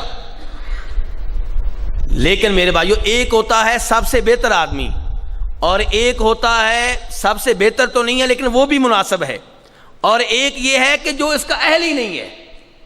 تو اس میں تو کوئی شک و شبہ نہیں ہے کہ یزید سب سے بہتر چوائس نہیں تھی. یزید صحابہ کرام کے پاؤں کی خاک بھی نہیں ہے. یزید صحابہ کرام کے پاؤں کی خاک بھی نہیں ہے. لیکن کیا وہ خلافت کے قابل تھا یا اس قدر نااہل تھا کہ خلافت کے قابل تھا ہی نہیں؟ یہ ہمارا سوال ہے. میرے بھائیوں، یزید کے بارے میں یہ کہا جاتا ہے کہ وہ شرابی تھا. اس کا دوسرا مطلب یہ ہے کہ جناب امیر معاویہ نے اپنے بیٹے کو خلیفہ مقرر کیا تو وہ خلیفہ شرابی تھا. مقرر کس نے کیا؟ یہ کس کے اوپر اعتراض ہو رہا ہے؟ جناب امیر معاویہ پہ. اور کہتے ہیں کہ یزید بے نماز تھا، نماز نہیں پڑھتا تھا، بدکار تھا، جوا کھیلتا تھا، بندروں سے کھیلتا تھا. یہ ساری باتیں یزید کے بارے میں کی جاتی ہیں. انہی باتوں کا فی الحال ہم نے جائزہ لینا ہے، اور ہم ان باتوں کا جائزہ لینے پہ اس لیے مجبور ہیں کہ اگر ہم ایسے ہی خاموش رہے تو لوگ یزید کی آڑ میں جناب امیر معاویہ کے اوپر لعنتیں بھیجتے ہیں، اس عظیم صحابی کو برا بھلا کہتے ہیں، اور پھر آگے بڑھ کے جناب صدیق کو برا بھلا کہتے ہیں، جناب عثمان کو گالیاں دیتے ہیں، جناب عائشہ کو گالیاں دیتے ہیں، اور سارے صحابہ کرام کے اوپر لعنتیں بھیجتے ہیں. اس لیے ہم حالات کے ہاتھوں مجبور ہیں کہ اس معاملے کو واضح کریں کہ حقیقی صورتحال کیا ہے. میرے بھائیوں، سب سے پہلے میں گفتگو کروں گا جناب امیر معاویہ کے بارے میں، جنہوں نے یزید کو خلیفہ مقرر کیا ہے. میرے بھائیوں، جناب امیر معاویہ وہ عظیم صحابی ہیں جن کے بارے میں نبی علیہ السلام نے دعا کی تھی. ترمذی شریف کی حدیث ہے، اللہم اجعلہ ہادیا مہدیا واہد بہ. اے اللہ، معاویہ کو راہ ہدایت پہ لگنے والا لیڈر بنا دے، ان کو لوگوں کا رہبر بنا دے، ان کے ذریعے لوگوں کو ہدایت دے اور ان کو ہدایت یافتہ بنا دے. یہ دعا کون کر رہے ہیں؟ نبی علیہ الصلوۃ والسلام. اور میرے بھائیوں، یہ ایک حدیث ہے. ایک اور حدیث سن لیں. جناب امیر معاویہ رضی اللہ عنہ کے اوپر جو چشمہ ہوتی ہے، بخاری شریف کی حدیث ہے. کس کتاب کی حدیث ہے؟ کہ نبی علیہ الصلوۃ والسلام نے فرمایا تھا کہ اول جیش من امتی یغزون البحر قد اوجبوا. میری امت کا وہ پہلا لشکر جو سمندری جہاد کرے گا، ان سب کے لیے جنت واجب ہو گئی. اور سب سے پہلے سمندری جہاد کرنے والے جناب امیر معاویہ ہیں. پورا لشکر انہوں نے تیار کیا، کشتیاں انہوں نے تیار کی، اور اس کی سربراہی خود انہوں نے سنبھالی، اور اس عظیم الشان جہاد میں حصہ لیا. اور نبی علیہ السلام کیا فرما رہے ہیں کہ میری امت کا وہ لشکر جو سب سے پہلے سمندری جہاد کرے گا، ان کے لیے جنت واجب ہو گئی. اور اس لشکر کے سربراہ کون تھے؟ امیر معاویہ رضی اللہ تعالی عنہ. میرے بھائیوں، جناب امیر معاویہ کے بارے میں کئی لوگوں نے بڑی غلط فہمیاں پھیلا دی ہیں، اس لیے صورتحال واضح کرنا ضروری ہے. جناب امام عبداللہ ابن مبارک رحمہ اللہ، ان سے کسی نے سوال کیا کہ آپ کا جناب امیر معاویہ کے بارے میں کیا موقف ہے؟ کہنے لگے، میں اس آدمی کے بارے میں کیا کہوں جس نے نبی علیہ الصلوۃ والسلام کی امامت میں، آپ کی قیادت میں نمازیں پڑھی ہیں، جن نمازوں میں نبی علیہ الصلوۃ والسلام بطور امام کہتے تھے سمع اللہ لمن حمدہ. اے اللہ، اس کی حمد و ثنا قبول کر لے جو تیری حمد و ثنا بیان کر رہا ہے. اور امیر معاویہ نبی علیہ الصلوۃ والسلام کی اس دعا کے بعد کہتے تھے ربنا لک الحمد. اے اللہ، ساری حمد و ثنا تیرے لیے ہے. اور میرے بھائیوں، ایک اور موقع پہ جناب امام عبداللہ ابن مبارک سے پوچھا گیا، اور یہ روایت البدایہ والنہایہ میں آتی ہے، امام ابن کثیر نے نقل کیا ہے. ان سے پوچھا گیا کہ امیر معاویہ افضل ہیں یا عمر بن عبدالعزیز؟ عمر بن عبدالعزیز کون ہے میرے بھائیوں؟ جی، تابعی، صحابی نہیں ہے. کون ہے؟ اور امیر معاویہ کون ہے؟ صحابی. امیر معاویہ رضی اللہ عنہ، ان کا مقام بہت بلند ہے، لیکن چونکہ ان کو بدنام کر دیا گیا ہے. کیا کر دیا گیا ہے؟ بدنام کر دیا گیا ہے. اور عمر بن عبدالعزیز کی شہرت بہت اچھی ہے وہ بھی بنی امیہ سے، یہ بھی بنی امیہ سے، لیکن عمر بن عبدالعزیز کی شہرت بہت اچھی ہے. اس لیے کئی لوگوں کو غلط فہمی ہو جاتی ہے. اور وہ سمجھتے ہیں کہ عمر بن عبدالعزیز امیر معاویہ سے افضل ہیں۔ تو ایسے میرے دوست یہاں پہ عبداللہ ابن مبارک کی گفتگو دھیان سے سنیں، جن سے پوچھا جا رہا ہے کہ ان دونوں میں سے کون افضل ہے۔ تو جناب عبداللہ ابن مبارک رحمہ اللہ نے کہا، یاد رکھو امیر معاویہ نبی علیہ السلام کی صحبت و رفاقت میں رہے، اور آپ کے ساتھ رہتے ہوئے ان کے ناک میں جو مٹی داخل ہوئی وہ مٹی بھی عمر بن عبدالعزیز سے افضل اور بہتر ہے۔ میرے بھائیو، یہ صحابی کا مقام ہے، یہ صحابی کا مقام ہے کہ جناب امیر معاویہ صحابی ہیں۔ عبداللہ ابن مبارک کہہ رہے ہیں کہ آپ کی صحبت و رفاقت میں رہتے ہوئے امیر معاویہ کے ناک کے نتنوں میں جو مٹی داخل ہوئی وہ مٹی بھی عمر بن عبدالعزیز سے افضل اور بہتر ہے۔ اور جناب امام معافہ ابن عمران، ان سے سوال کیا گیا کہ امیر معاویہ اور عمر بن عبدالعزیز میں سے کون بہتر ہے؟ غصے میں آ گئے، جلال میں آ گئے، کہنے لگے کہ یہ سوال ہی غلط ہے، اس انداز سے سوال کیوں کر رہے ہو؟ صحابی اور تابعی کا آپس میں مقابلہ کیا ہے؟ امیر معاویہ صحابی ہیں، عمر بن عبدالعزیز تابعی ہیں، ان دونوں کے بارے میں اس انداز میں سوال کیوں کر رہے ہو؟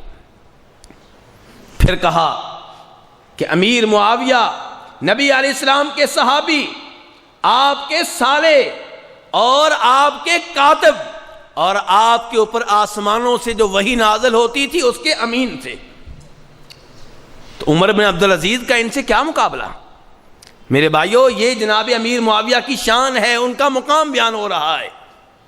یہ ہیں امیر معاویہ جنہوں نے اپنے بیٹے یزید کو خلیفہ مقرر کیا ہے۔ ہم یہ مانتے ہیں کہ انہوں نے جو فیصلہ کیا وہ 100% درست نہیں تھا۔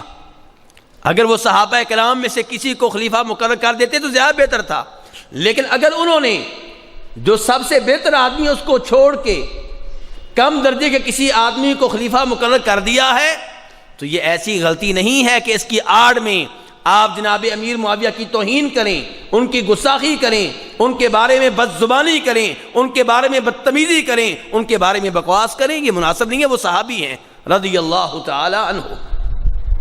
میرے بھائیوں، نبی علیہ السلام سے ثابت ہے کہ سب سے بہتر آدمی کی موجودگی میں کسی اور کو سربراہ مقرر کیا جا سکتا ہے۔ نبی علیہ السلام نے اپنے فوت ہونے سے کچھ ہفتے پہلے ایک لشکر تیار کیا رومیوں سے لڑنے کے لیے۔ کن سے لڑنے کے لیے؟ رومیوں سے لڑنے کے لیے، سپر پاور سے لڑنے کے لیے۔ اور اس کا سربراہ کس کو مقرر کیا تھا؟ اسامہ ابن زید کو۔ 17 سال کے نوجوان ہیں، اور ان کے لشکر میں جناب عمر فاروق جیسا عظیم آدمی بھی ہے۔ اب بتائیے اسامہ ابن زید کا جناب عمر فاروق سے کیا مقابلہ ہے؟ کوئی مقابلہ بنتا ہے؟ نہیں بنتا۔ لیکن نبی علیہ السلام نے اسامہ ابن زید کو اس موقع پہ سربراہ مقرر کیا۔ یہاں سے ثابت ہوا یہ ضروری نہیں ہے کہ جو سب سے بہتر ہو آپ اسی کو خلیفہ مقرر کریں۔ میرے بھائیوں، جناب ابو بکر صدیق، جناب عمر فاروق رضی اللہ عنہ نے اپنی زندگی میں ایسے لوگوں کو گورنر مقرر کیا ہے جو بہت بعد میں مسلمان ہوئے تھے۔ امیر معاویہ، خالد بن ولید کئی جہادی لشکروں کے سربراہ رہے ہیں، عمرو بن عاص، یہ سارے وہ لوگ ہیں جو بالکل آخر میں جا کے مسلمان ہوئے ہیں، جبکہ ان سے پہلے وہ عظیم صحابہ کرام موجود ہیں جو تقویٰ کے امام ہیں، پرہیزگاری کے امام ہیں، علم کے امام ہیں۔ ابو ذر غفاری کو لے لیں، ابو درداء کو لے لیں، عبداللہ ابن مسعود کو لے لیں، لیکن ان کو گورنر نہیں بنایا گیا، ان کو سربراہ مقرر نہیں کیا گیا۔ بلکہ ابو ذر غفاری بہت بڑے عالم دین، بہت بڑے عبادت گزار، بہت زیادہ پرہیزگار، ان سے نبی علیہ السلام نے کہا تھا ابو ذر، میں جو کچھ اپنے لیے چاہتا ہوں وہی کچھ تمہارے لیے چاہتا ہوں، مجھے تم سے محبت ہے۔ فرمایا ابو ذر میری تمہارے لیے نصیحت ہے، کبھی بھی کوئی ذمہ داری نہ سنبھالنا، بلکہ اگر تمہارے ساتھ 2 آدمی ہوں تو ان کا بھی امیر نہ بننا، ان کا بھی ذمہ دار نہ بننا، بلکہ اگر یتیم کا مال تمہارے پاس آ جائے اور تم سے کہا جائے کہ تم اس کے ذمہ دار بن جاؤ، تم اس کے بھی ذمہ دار نہ بننا۔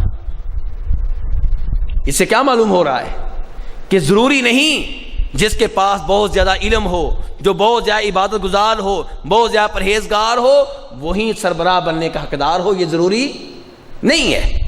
حکمران دیکھتا ہے کہ کون سا آدمی کس کام کے لیے مناسب ہے۔ جناب ابو ہریرہ امیر المؤمنین فی الحدیث ہیں، لیکن امیر المؤمنین فی الجہاد وہ نہیں ہیں، بلکہ خالد بن ولید ہیں۔ کوئی آدمی کس کام میں ججتا ہے، کوئی آدمی کس کام میں مناسب ہوتا ہے، یہ وقت کے حکمران نے فیصلہ کرنا ہوتا ہے کہ کون سا آدمی کس جگہ پہ مناسب رہے گا۔ تو میرے بھائیوں، جناب امیر معاویہ نے اگر اپنے بیٹے کو خلیفہ بنانے کا اعلان کیا ہے، خلیفہ مقرر کیا ہے، تو اس کے پیچھے کئی حقائق ہوں گے جن کا ہمیں علم نہیں ہوگا۔ اور پھر یہ کہنا کہ وہ شرابی تھا، وہ بدکار تھا، جوا کھیلنے والا تھا، یہ بہت بڑا الزام ہے، بہت بڑی تہمت ہے۔ امام ذہبی رحمہ اللہ اپنی مشہور و معروف کتاب تاریخ اسلام میں حافظ ابن کثیر البدایہ والنہایہ میں نقل کرتے ہیں کہ جن دنوں اہل مدینہ یزید کے خلاف بغاوت کر رہے تھے، کون بغاوت کر رہے تھے؟ واقعہ حرہ کا نام آپ نے سنا ہوگا، واقعہ حرہ کا نام کئی بھائیوں نے سنا ہوگا۔ یہ واقعہ حرہ کا تعلق مدینہ والوں سے ہے، اور یہ جناب حسین کے شہید ہونے کے بعد کا واقعہ ہے، جناب حسین کے شہید ہونے کے بعد کا واقعہ ہے۔ یہ پس منظر ذہن میں رکھیں اور پھر بات دھیان سے سنیں کہ مدینہ والے یزید کے خلاف بغاوت کرنا چاہتے ہیں، خروج کرنا چاہتے ہیں۔ جناب محمد ابن حنفیہ کے پاس پہنچے۔ محمد ابن حنفیہ کون ہے میرے بھائیوں؟ حضرت علی کے بیٹے حسن و حسین کے کیا لگے؟ جناب حسین جو مظلومانہ شہید ہو چکے تھے ان کے کیا لگے؟ بھائی لگے۔ محمد ابن حنفیہ کے پاس مدینہ والے پہنچے، کہا یزید کے خلاف بغاوت ہونی چاہیے، اس کی بیعت ختم کر دینی چاہیے۔ کیوں؟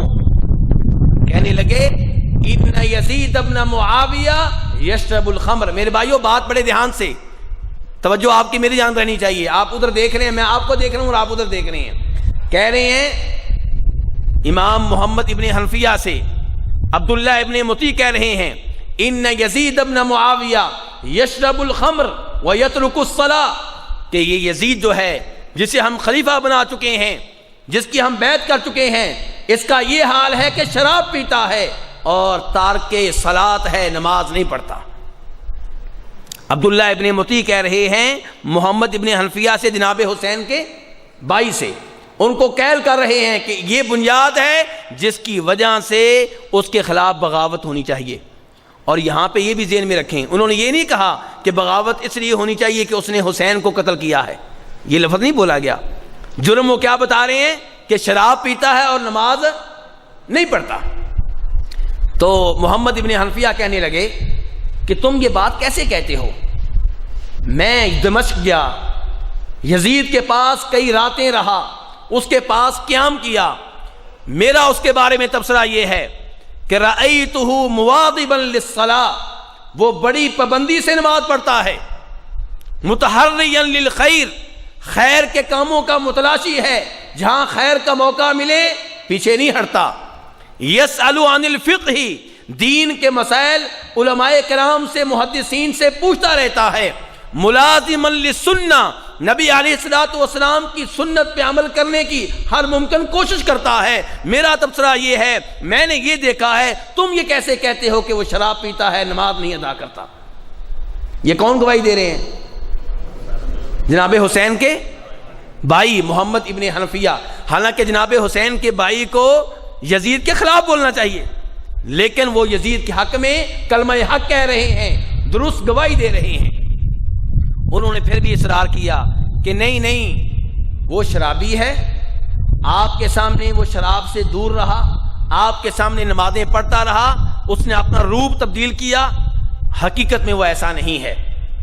تو محمد ابن حنفیہ کہہ رہے ہیں کہ اس کو مجھ سے کیا خطرہ تھا؟ اس نے میرے سامنے یہ روپ کیوں اختیار کیا کہ میری وجہ سے نمازیں پڑھتا رہا؟ کیوں؟ مجھ سے اس نے کیا لینا تھا؟ کیا لالچ تھی؟ میرے پاس کیا ہے؟ یا اسے مجھ سے کیا خطرہ تھا؟ ایسا کوئی مسئلہ ہی نہیں ہے۔ ان کا پھر بھی اصرار تھا، نہیں، ہمیں معلومات ملی ہیں کہ وہ شراب پیتا ہے تو جناب محمد ابن حنفیہ نے کہا دیکھو تمہارا اصرار ہے کہ وہ شراب پیتا ہے اور میں نے خود جا کے دیکھا کہ وہ یہ حرکتیں نہیں کرتا، اب اگر وہ شراب پیتا ہے تو لگتا ہے کہ اس کے جرم میں تم بھی شریک ہو، اسی لیے میرے سامنے شراب نہیں پیتا رہا اور تمہارے سامنے وہ شراب پیتا رہا ہے، تمہیں یہ معلومات نہیں ہے، لگتا ہے کہ تم شراب پینے میں اس کے ساتھی ہو، تم بھی شریک جرم ہو۔ اور اگر تم کہتے ہو کہ نہیں ہم نے یہ نہیں دیکھا، تو پھر جو چیز تم نے نہیں دیکھی وہ کیوں کہہ رہے ہو؟ اللہ تعالیٰ کہتے ہیں الا من شہد بالحق وہم یعلمون، گواہی وہ دینی چاہیے جس کا صحیح معنوں میں آپ کو علم ہو۔ تو میرے بھائیوں یہاں سے صاف صاف معلوم ہو رہا ہے کہ یزید کے بارے میں ایسی باتیں مشہور کر دی گئی ہیں، لیکن حقیقت میں وہ ایسا نہیں ہے۔ اور آپ کو میرے بھائیوں ایک بات بتاؤں کہ اگر آپ وہ روایات چیک کریں جن روایات میں یزید کا یہ کردار سامنے لایا گیا ہے کہ وہ شرابی ہے، نماز نہیں پڑھتا، بدکار ہے، جوا کھیلتا ہے، تو ان روایات میں آپ کو ایسے راوی ملیں گے جو شیعہ ہوں گے، جو اعلیٰ درجے کے جھوٹے ہوں گے، جو مشکوک اور ناقابل اعتماد اور ناقابل اعتبار ہوں گے۔ لوط ابن یحییٰ ہوگا، ابو مخنف ہوگا، واقدی ہوگا، کلبی ہوگا، سیف بن عمر تمیمی ہوں گے، یہ سارے وہ راوی ہیں جو پرلے درجے کے جھوٹے، ناقابل اعتماد، ناقابل اعتبار، مشکوک قسم کے افراد ہیں۔ ان کی روایات کی طرف دیکھنا بھی نہیں چاہیے۔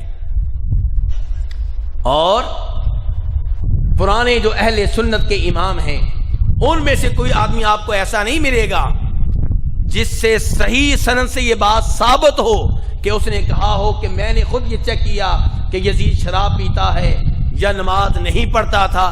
ایسی کوئی چیز صحیح سند کے ساتھ آپ کو نہیں ملے گی جو ثابت ہو۔ تو پہلی بات یہ ہے میرے بھائیوں کہ یزید کے بارے میں جو یہ باتیں کی گئی ہیں غلط ہیں۔ دوسری بات یہ ہے میرے بھائیوں کہ یزید مجاہد ہے۔ یزید کون ہے میرے بھائیوں؟ مجاہد۔ اور اس نے جہاد کن کے خلاف کیا جانتے ہیں؟ رومیوں کے خلاف۔ جناب امیر معاویہ نے جب روم کے دارالحکومت قسطنطینیہ کے اوپر حملہ کرنا چاہا تو یہ کس سے لڑنا تھا؟ کسی گاؤں والوں سے؟ کن سے؟ وقت کی سپر پاور سے۔ اب اگر جناب امیر معاویہ نے اپنے بیٹے کو بچانا ہوتا تو اسے کہتے بیٹا نہ اس لشکر میں نہ جانا، خطرہ ہے، کیونکہ اس زمانے میں آپ کو پتا ہے کمانڈر آگے چل کے کمانڈنگ کیا کرتے تھے، پیچھے کمرے میں بیٹھ کے نہیں۔ تو اس لشکر میں امیر معاویہ نے اپنے بیٹے کو بھیجا ہے اور اس کی عمر صرف 22 سال یا 23 سال ہے۔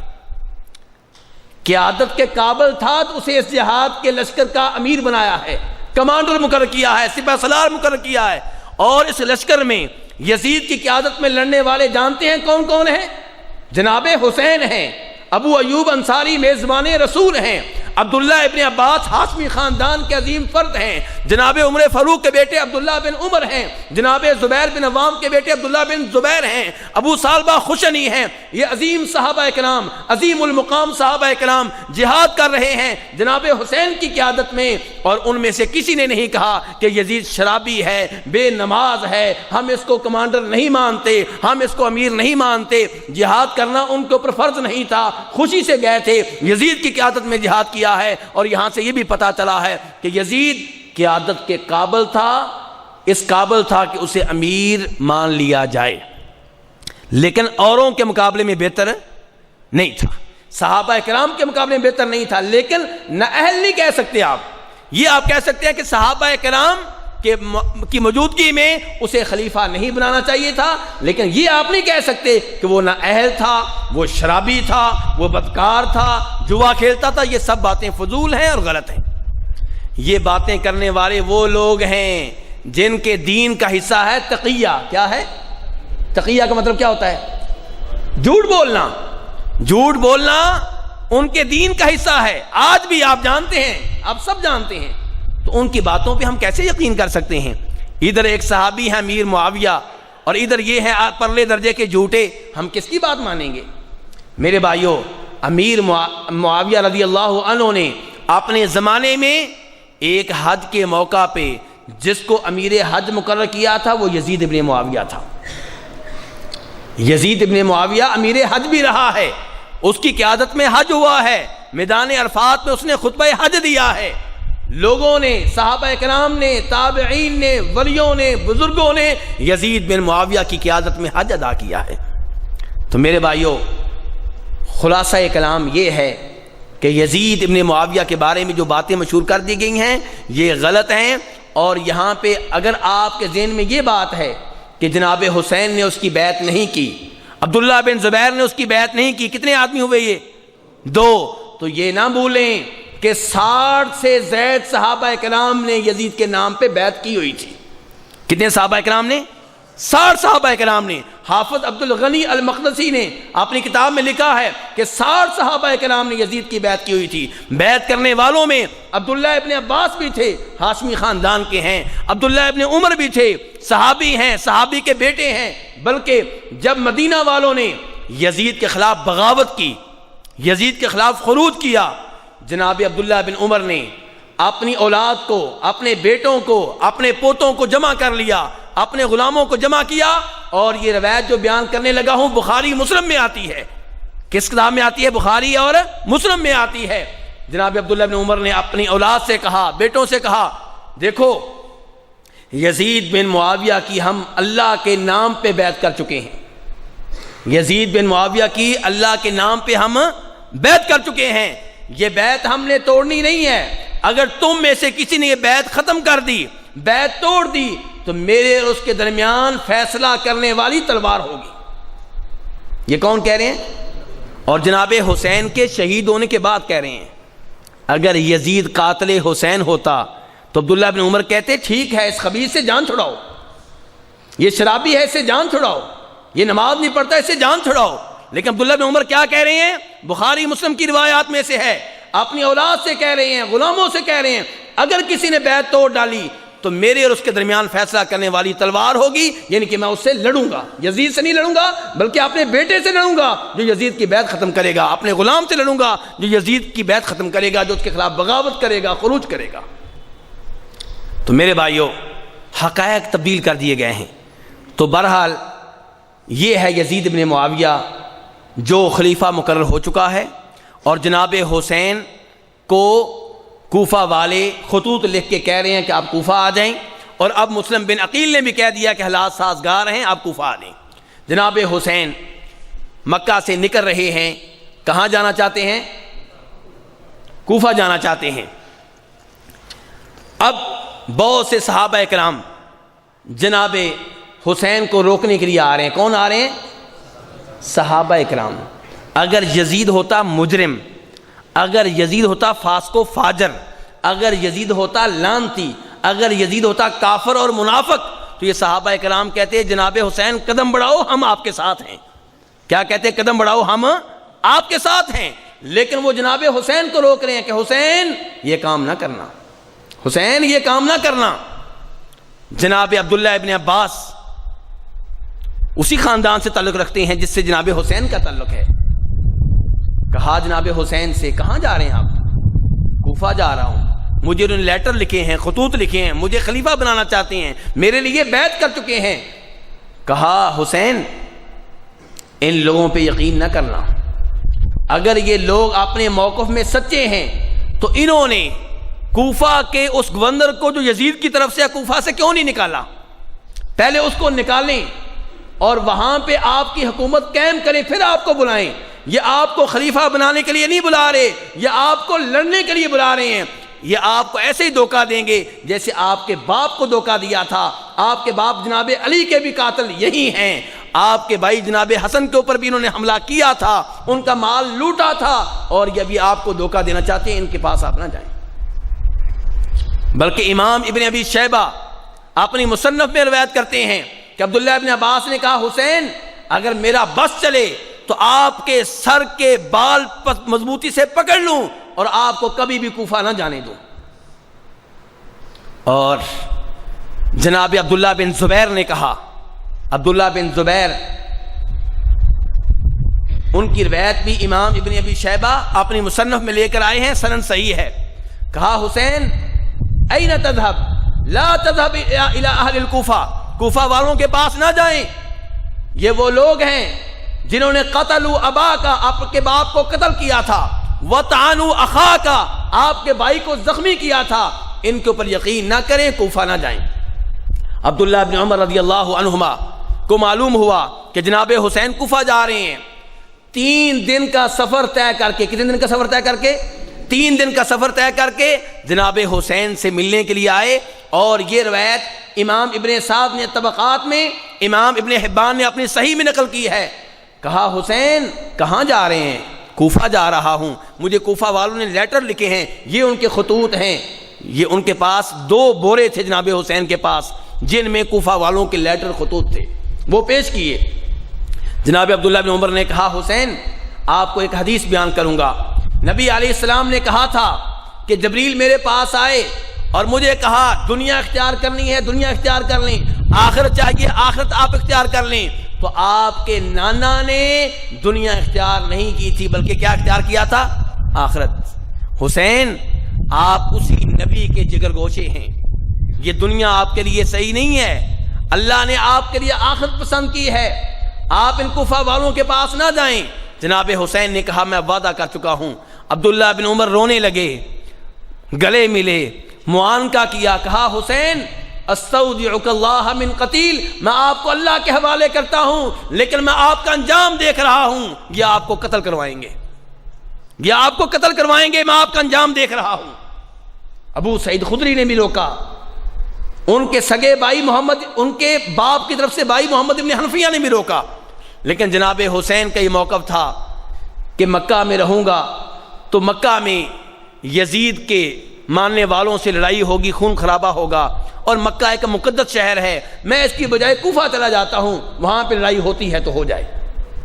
جناب حسین کوفہ جا رہے ہیں، راستے میں ان کو نیا پیغام ملا، مسلم بن عقیل کی طرف سے نیا پیغام، کیونکہ صورتحال کوفہ میں تبدیل ہو چکی ہے۔ کیا ہوا کہ مسلم بن عقیل نے جب کوفہ میں آ کے کوفہ والوں سے جناب حسین کے نام پہ بیعت لی، یزید کو اطلاع مل گئی، یزید نے کوفہ کا گورنر تبدیل کر دیا، ابن زیاد کو گورنر مقرر کر دیا گیا، وہ سخت آدمی تھا، حالات کے اوپر کنٹرول کرنا جانتا تھا، اس نے مسلم بن عقیل کو گرفتار کیا اور انہیں قتل کرنا چاہا کہ تم کوفہ میں آ کے بغاوت کر رہے ہو یزید کے خلاف، یزید خلیفہ مقرر ہو چکا ہے۔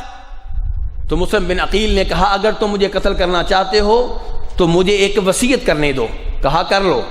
تو انہوں نے ایک آدمی کی ڈیوٹی لگائی کہ جناب حسین کو پیغام دے دو کہ وہ کوفہ میں نہ آئیں، کوفہ والے غدار ہیں، جھوٹے ہیں، ابن زیاد نے مجھے گرفتار کر لیا ہے، کوفہ والوں نے میرا ساتھ نہیں دیا۔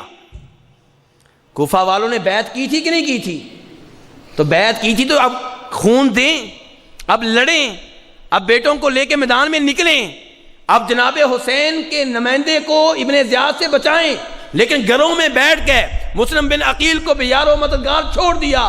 کوفہ کی گلیوں میں مسلم بن عقیل تنہا پھر رہے تھے، کوئی پناہ دینے کے لیے تیار نہیں تھا، کوئی پانی پیش کرنے کے لیے تیار نہیں تھا، کوئی کھانا دینے کے لیے تیار نہیں تھا۔ ابن زیاد نے گرفتار کر کے سولی پہ چڑھا دیا۔ کہاں گئے یہ کوفہ والے، کہاں گئے شیعان علی؟ یہ دھوکے باز ہیں۔ جناب علی کے ساتھ دھوکہ کیا تھا، جناب حسن کے ساتھ دھوکہ کیا تھا، آج جناب حسین کے نمائندے چچا زاد مسلم بن عقیل کو دغا دے گئے ہیں، دھوکہ دے گئے ہیں۔ تو جناب حسین کو پیغام بھیج رہے ہیں کہ آپ نہ آئیں، یہ دھوکے باز ہیں۔ جناب حسین کو پیغام ملا تو کہا چلو ہم نہیں جاتے، حالات واقعی خراب ہیں، مسلم بن عقیل کا پیغام آ گیا ہے، ان کو قتل کر دیا گیا ہے۔ مسلم بن عقیل کے بیٹوں نے کہا کہ جناب حسین آپ جائیں نہ جائیں، اب ہمارے اوپر جانا واجب ہو چکا ہے۔ کیوں؟ ہمارا باپ قتل ہوا ہے، ہم تو بدلہ لیں گے، ہم انتقام لیں گے۔ جناب حسین نے کہا اگر تم چلو گے تو ٹھیک ہے، میں بھی چلتا ہوں، کیونکہ مسلم بن عقیل کس کی وجہ سے وہاں گئے تھے؟ جناب حسین کی وجہ سے۔ تو کافرہ پھر چل پڑا۔ راستے میں ایک عربی شاعر فرزدق ملا، اس سے پوچھا جناب حسین نے کیا حالات ہیں؟ کہا کوفہ والوں کے دل آپ کے ساتھ ہیں، لیکن ان کی تلواریں جب چلیں گی آپ کے اوپر چلیں گی، بنی امیہ کے ساتھ اس کے لشکر میں کھڑے ہوں گے۔ جب لڑائی کی باری آئے گی تو محبت ہوا میں اڑ جائے گی، آپ کے اوپر تلواریں چلائیں گے اور آپ کا مقابلہ کرنے کے لیے یزید کے لشکر میں کھڑے ہوں گے، ان کے اوپر یقین نہ کریں۔ انہوں نے انا للہ پڑھا اور چلتے رہے۔ جب کوفہ کے قریب قادسیہ مقام پہ پہنچے تو ابن زیاد کا پہلا لشکر جناب حسین سے ملا. اس کی قیادت حر ابن یزید تمیمی کر رہے تھے. 1000 افراد کے اوپر مشتمل تھا. کہا حسین آپ کوفہ داخل نہیں ہو سکتے, آپ عراق میں داخل نہیں ہو سکتے, آپ واپس چلے جائیں, میں نہیں چاہتا کہ آپ کی وجہ سے کسی ازمائش میں پڑ جاؤں. جناب حسین نے کہا پیچھے ہٹ جاؤ. وہ روکتا رہا, جناب حسین چلتے رہے حتیٰ کہ کربلا کے مقام پہ پہنچ گئے. وہاں ابن زیاد کا دوسرا لشکر پہنچ گیا جس کی تعداد 4000 تھی. پہلے کتنے لوگ تھے, اب کتنے ہو گئے؟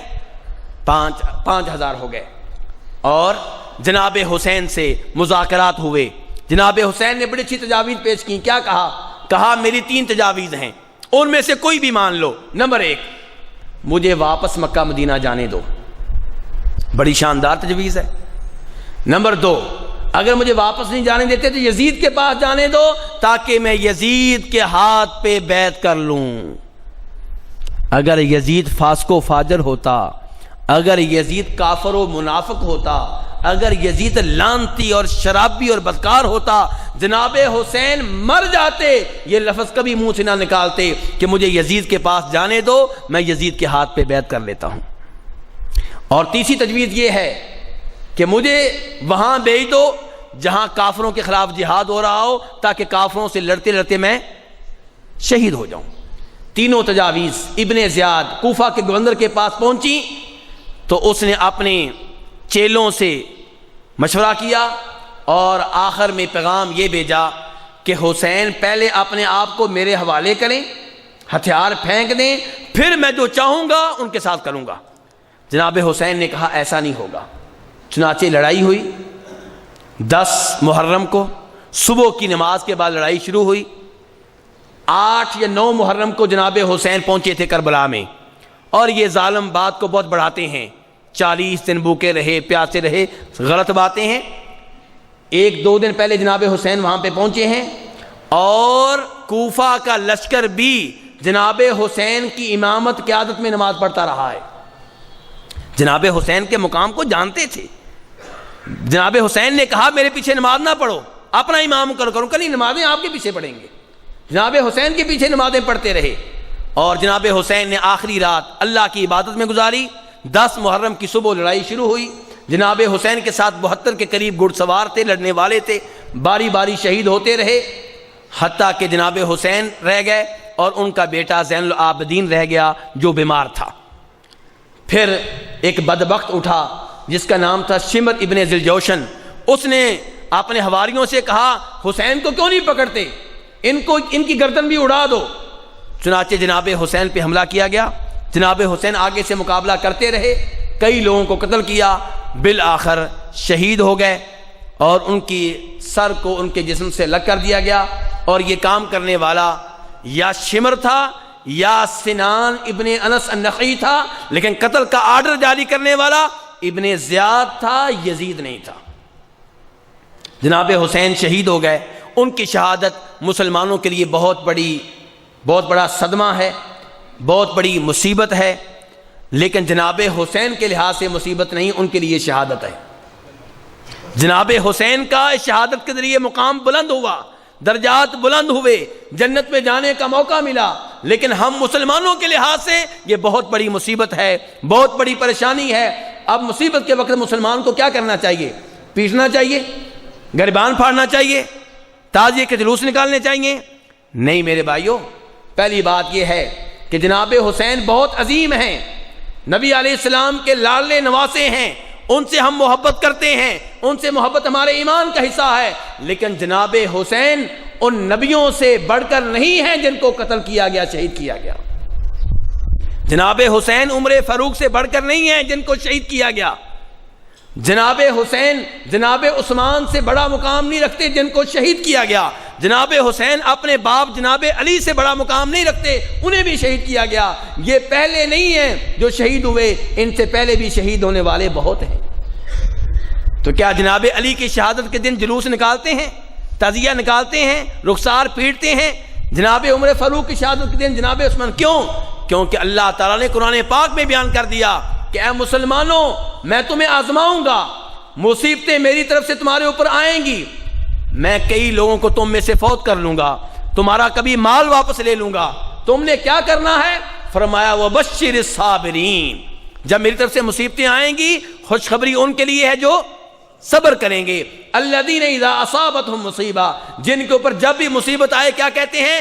انا للہ و انا الیہ راجعون. فرمایا اولئک علیہم صلوات من ربہم ورحمہ، کہ جب مصیبت آئے جو صبر کریں، انا للہ پڑھیں، ان کے اوپر رب کی طرف سے رحمتیں نازل ہوتی ہیں، صلوات نازل ہوتی ہیں.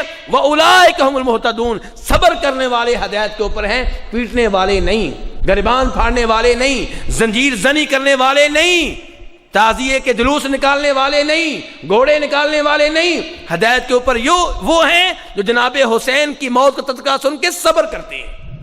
وَأُولَئِكَ هُمُ الْمُهْتَدُونَ. میرا رب کہہ رہا ہے، میرے رب کی بات جھوٹی نہیں ہو سکتی. یہ ظالم جھوٹے ہو سکتے ہیں لیکن میرے اللہ کی کوئی بات غلط نہیں ہو سکتی. اللہ کہہ رہے ہیں ہدایت کے اوپر وہ ہیں، میری رحمتوں کے حقدار وہ ہیں جو مصیبت کے وقت صبر کریں. یہ مصیبت بہت بڑی ہے لیکن قرآن پاک کے حکم کے مطابق ہم صبر کریں گے. جیسے عمر فاروق کی موت کا سنتے ہیں صبر کرتے ہیں، جناب عثمان کی شہادت کا سنتے ہیں صبر کرتے ہیں، جناب علی کی شہادت کا ذکر سنتے ہیں ہم صبر کرتے ہیں.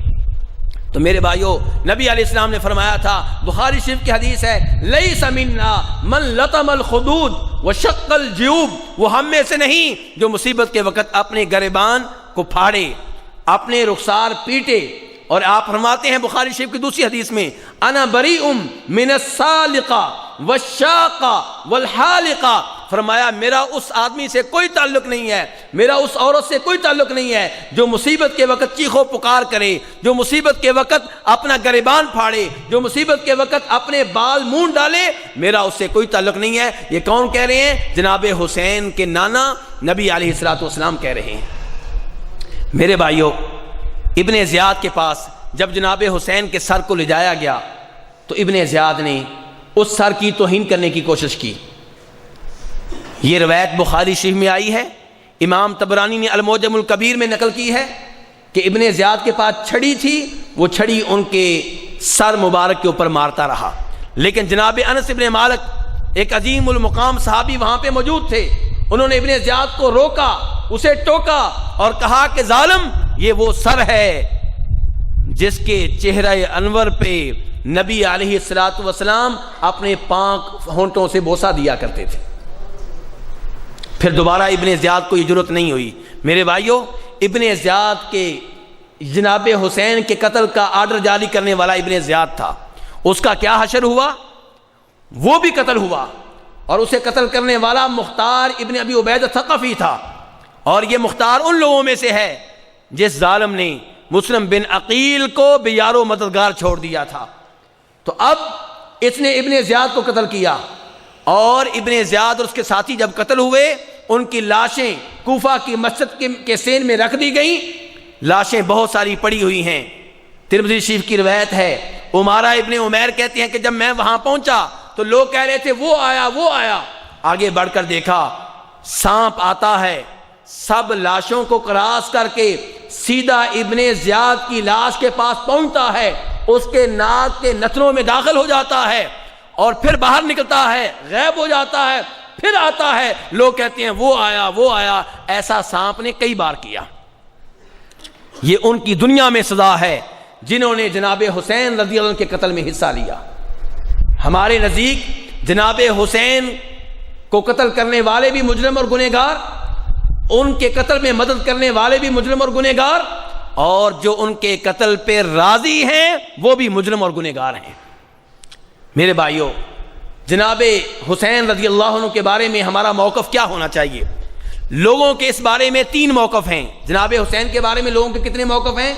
ان کی شہادت کے بارے میں، قتل کے بارے میں لوگوں کے 3 موقف ہیں. نمبر 1، وہ ظالم جو کہتے ہیں کہ جناب حسین کا قتل بالکل ٹھیک ہے کیونکہ انہوں نے بغاوت کی تھی، انہوں نے وقت کے حکمران کے خلاف خروج کیا تھا، اور ان کے نانا نبی علیہ السلام کا فرمان ہے، مسلم شریف کی حدیث ہے، من جاءکم وامرکم علی رجل واحد یرید ان یفرق جماعتکم فاقتلوہ کائنا من کان. کہ جب تم کسی ایک آدمی کو اپنا خلیفہ بنا چکو، اپنا امیر بنا چکو، اپنا امام مقرر کر چکو، پھر کوئی اور آدمی آئے اور وہ خلیفہ بننا چاہے، اس کو قتل کر دو، جو کوئی بھی ہو. یہ کس کے الفاظ ہیں؟ نبی علیہ الصلوۃ والسلام کے. تو یہ ناسبی ہیں, یہ ظالم کہتے ہیں کہ جناب حسین کے ساتھ جو ہوا ٹھیک ہوا, اور الحمدللہ ہم ناسبی نہیں ہیں, ہم تو جناب حسین سے محبت کرتے ہیں. دوسری طرف شیعہ ہیں جو کہتے ہیں کہ جناب حسین خلافت کے حقدار, بلکہ خلافت انہی کا حق تھا, اور وہ خلیفہ تھے, وہ امام تھے, اور خلافت ان کے سپرد کر دینی چاہیے تھی. یہ موقف بھی غلط ہے. اور تیسرا موقف ہے ہمارا. پہلا ناصبیوں کا تھا جو آل بیت سے نفرت رکھتے ہیں, بغض و دعوت رکھتے ہیں. دوسرا شیعوں کا جنہوں نے جناب حسین کو مروایا, دھوکہ دیا, فراڈ کیا, ان کے ساتھ جھوٹ بولا. اور تیسرا موقف ہے ہم اہل سنت کا, صحابہ کرام سے محبت رکھنے والوں کا. ہم صحابہ کرام سے بھی محبت کرتے ہیں, آل بیت سے بھی محبت کرتے ہیں. ہمارا موقف یہ ہے کہ جناب حسین باغی نہیں تھے, خارجی نہیں تھے, اور ان کے اوپر ظلم ہوا ہے, اور اللہ تعالیٰ نے ان کو شہادت دی ہے, اور ان کے اوپر یہ ظلم نہیں ہونا چاہیے تھا. جنہوں نے یہ ظلم کیا ہے وہ مجرم ہیں, گنہگار ہیں, اور ہم جناب حسین سے محبت رکھتے ہیں, اور انہیں شہید مانتے ہیں, انہیں مظلوم مانتے ہیں. انہوں نے جو 3 تجاویز پیش کی تھیں ان میں سے ہر تجویز بڑی شاندار تھی. اگر ان میں سے کوئی ایک تجویز بھی مان لی جاتی تو جناب حسین قتل سے بچ سکتے تھے, اور امت اتنی بڑی مصیبت سے بچ سکتی تھی. لیکن تقدیر میں لکھا تھا کہ جناب حسین کو شہادت ملے, اعلیٰ مقامات میں فیض ہوں, اللہ نے شہادت دینا تھی, جناب حسین کو وہ شہادت مل گئی. میرے بھائیوں, اب ہمارا آخری سوال یہ ہے آج کی مجلس کا کہ یزید کے تعلق سے ہمارا موقف کیا ہونا چاہیے. پہلا تھا جناب حسین کی شہادت کے تعلق سے, اب ہمارا موقف ہے کس کے تعلق سے؟ یزید کے تعلق سے. میرے بھائیوں, میں پہلے یہ وعدے کر چکا ہوں کہ ہم جناب علی سے محبت کرتے ہیں, لیکن جناب علی سے محبت کا مطلب یہ نہیں ہے کہ امیر معاویہ کو گالیاں دی جائیں. ہم جناب حسین سے محبت کرتے ہیں. جناب حسین سے محبت کا مطلب یہ نہیں ہے کہ یزید کو کافر منافق کہا جائے. نبی علیہ الصلوۃ والسلام جناب حسین کے نانا, کیا ان کے اوپر تکلیفیں آئیں کہ نہیں آئیں؟ کیا انہوں نے ابو جہل, ابو لہب کو گالیاں دیں, لعنتیں بھیجیں, برا بلا کہا؟ نہیں میرے بھائیو, نبی علیہ السلام اخلاق کے اعلیٰ پیکر تھے, دشمنوں کے ساتھ بھی اخلاق سے پیش آئے, اور ہمارے دین کی بنیاد اخلاق ہے, ہمارے دین کی بنیاد لعنتیں اور گالیاں نہیں ہیں. تو میرے بھائیو, یزید کے بارے میں لوگوں کے 3 موقف ہیں. پہلا موقف ان لوگوں کا جو کہتے ہیں کہ یزید معصوم تھا, بلکہ نبی تھا, ولی تھا. اور دوسرا موقف ان لوگوں کا ہے جو کہتے ہیں کہ وہ کافر اور منافق تھا, نبی علیہ السلام سے نفرت کرتا تھا, اوپر اوپر سے کلمہ پڑھا تھا, اندر سے کافر تھا. ہم نہ پہلے قول کو مانتے ہیں نہ دوسرے کو مانتے ہیں. ہمارا موقف یہ ہے کہ یزید نہ نبی تھا, نہ معصوم تھا, نہ ولی تھا. وہ مسلمان بادشاہوں میں سے ایک بادشاہ تھا.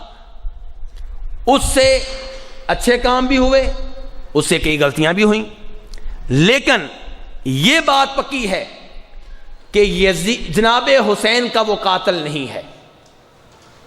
کسی صحابی نے کبھی بھی یزید کو جناب حسین کا قاتل نہیں کہا. صحیح سند سے آپ کو ایسی کوئی روایت نہیں ملے گی. اور یزید نے ابن زیاد سے یہ نہیں کہا تھا کہ جناب حسین کو قتل کر دینا, بس یہ کہا تھا کوفہ میں داخل نہیں ہونے دینا, خلیفہ نہ بننے دینا. دوسری بات یہ ہے کہ یزید کے بارے میں کہا جاتا ہے کہ اس نے اور اس کی فوج نے جناب حسین کی عورتوں کی توہین کی. یہ سب باتیں غلط ہیں. اس زمانے میں صحابہ کرام زندہ تھے, اس زمانے میں عورتوں کی توہین کرنا ممکن ہے, قتل کرنا ممکن ہے, عورتوں کی توہین کرنا ممکن نہیں تھا. اگر عورتوں کی توہین ہوتی عبداللہ بن عمر خاموش نہ رہتے, عبداللہ بن زبیر خاموش نہ رہتے, عبداللہ بن عباس خاموش نہ رہتے. ایسی کوئی بات نہیں ہوئی. ان کی عورتوں کو دمشق میں لے جایا گیا, یزید نے اپنے گھر میں انہیں رکھا, کئی دنوں تک میزبانی کا شرف حاصل کیا. اور جب اسے اطلاع ملی کہ جناب حسین شہید ہو گئے ہیں, وہ روتا رہا, اسے افسوس ہوا, اور جناب حسین کے بیٹے زین العابدین کی بڑی خدمت کی, بڑے احترام سے پیش آیا, اور کئی دنوں اس عظیم خاندان کی میزبانی کا شرف حاصل کرنے کے بعد انہیں مدینہ بھیج دیا عزت و احترام کے ساتھ، کئی تحفے تحائف دیے، زین العابدین سے کہا میرے لیے کوئی حکم ہو، کوئی چیز چاہیے ہو آپ مجھے بتائیں۔ اور یہ بات جو کہی جاتی ہے کہ یزید نے جناب حسین کے سر کی توہین کی، یہ بھی غلط ہے۔ ابن زیاد نے یہ ضرور کیا، یزید سے ایسی کوئی چیز ثابت نہیں ہے۔ تو اس لیے میرے بھائیوں ہم یہ کہتے ہیں کہ یزید مسلمان بادشاہوں میں سے ایک بادشاہ ہے، لیکن لوگ کیا کہتے ہیں جی کافر تھا، منافق تھا، ملعون تھا۔ میرے بھائیوں پہلی بات تو یہ ہے کہ ایسی کوئی چیز ثابت نہیں ہو سکی جس سے پتہ چلے کہ وہ فاسق و فاجر تھا، شرابی تھا، بدکار تھا۔ دوسری بات یہ کہ اگر ثابت ہو جائے تو فاسق و فاجر جو ہے اگر توبہ کرے تو کیا اللہ توبہ قبول فرماتے ہیں کہ نہیں فرماتے؟ جس آدمی نے 100 قتل کیے تھے کیا اللہ نے اس کی توبہ قبول فرمائی تھی کہ نہیں فرمائی تھی؟ اور میرے بھائیوں وہ وحشی جس نے سید الشہداء نبی علیہ السلام کے چچا جناب حمزہ کو شہید کیا تھا، جب وہ مسلمان ہو کے آپ کے سامنے آیا تو کیا آپ نے کہا تھا دفع ہو جاؤ تم ملعون ہو، تمہاری ایسی کی تیسی، تم نے میرے چچا کو شہید کیا؟ نہیں، نبی علیہ السلام نے کہا تھا وحشی تمہارا اسلام میں قبول کرتا ہوں، تم مسلمان ہو لیکن میرے سامنے نہ آنا، تمہیں دیکھ کے مجھے میرا چچا یاد آ جاتا ہے۔ تو میرے بھائیوں یہ ہیں نبی علیہ السلام، اور جناب حسین اس نبی علیہ السلام کے نواسے ہیں۔ تو میرے بھائیوں اگر یہ ثابت ہو بھی جائے کہ یزید فاسق و فاجر تھا تو توبہ کے دروازے کھلے ہوئے ہیں۔ یہ ثابت کرنا پڑے گا، پہلے یہ ثابت کرنا پڑے گا کہ فاسق و فاجر تھا، پھر یہ ثابت کرنا پڑے گا کہ اس نے توبہ نہیں کی۔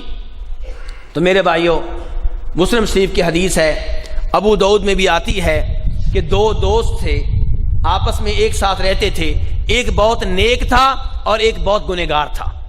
نیک آدمی گنہگار کو سمجھاتا رہتا تھا گناہ چھوڑ دو، بدکاری نہ کرو، جوا نہ کھیلو، سود نہ لو، رشوت نہ لو، لیکن گنہگار گناہوں سے بعد آنے کے لیے تیار نہیں تھا۔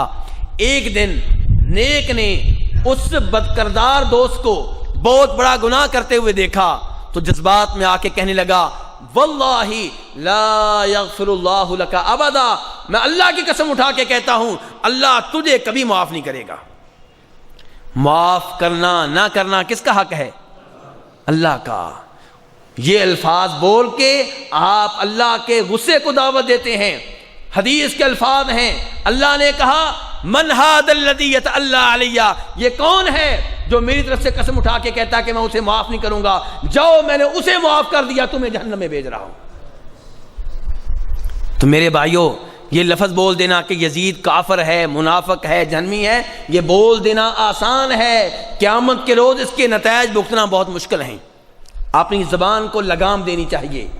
ہم یہ نہیں کہتے کہ آپ یزید کو ولی مان لیں، صرف یہ چاہتے ہیں کہ آپ اس کو گالیاں نہ دیں، لانتے نہ بھیجیں، اور اگر فاسق و فاجر ہونا اس کا ثابت ہو بھی جائے، یہ بھی ثابت ہو جائے کہ اس نے توبہ نہیں کی، پھر بھی نبی علیہ السلام فرماتے ہیں، صحیح حدیث ہے بخاری شریف کی، لا تسبوا الاموات، جو فوت ہو جائے اسے برا بلا نہ کہو، فإنهم قد افضوا الى ما قدموا، جو فوت ہو چکا وہ اپنے نتائج، اپنے اعمال کے نتائج بھگت رہا ہے، آپ اسے برا بلا نہ کہیں۔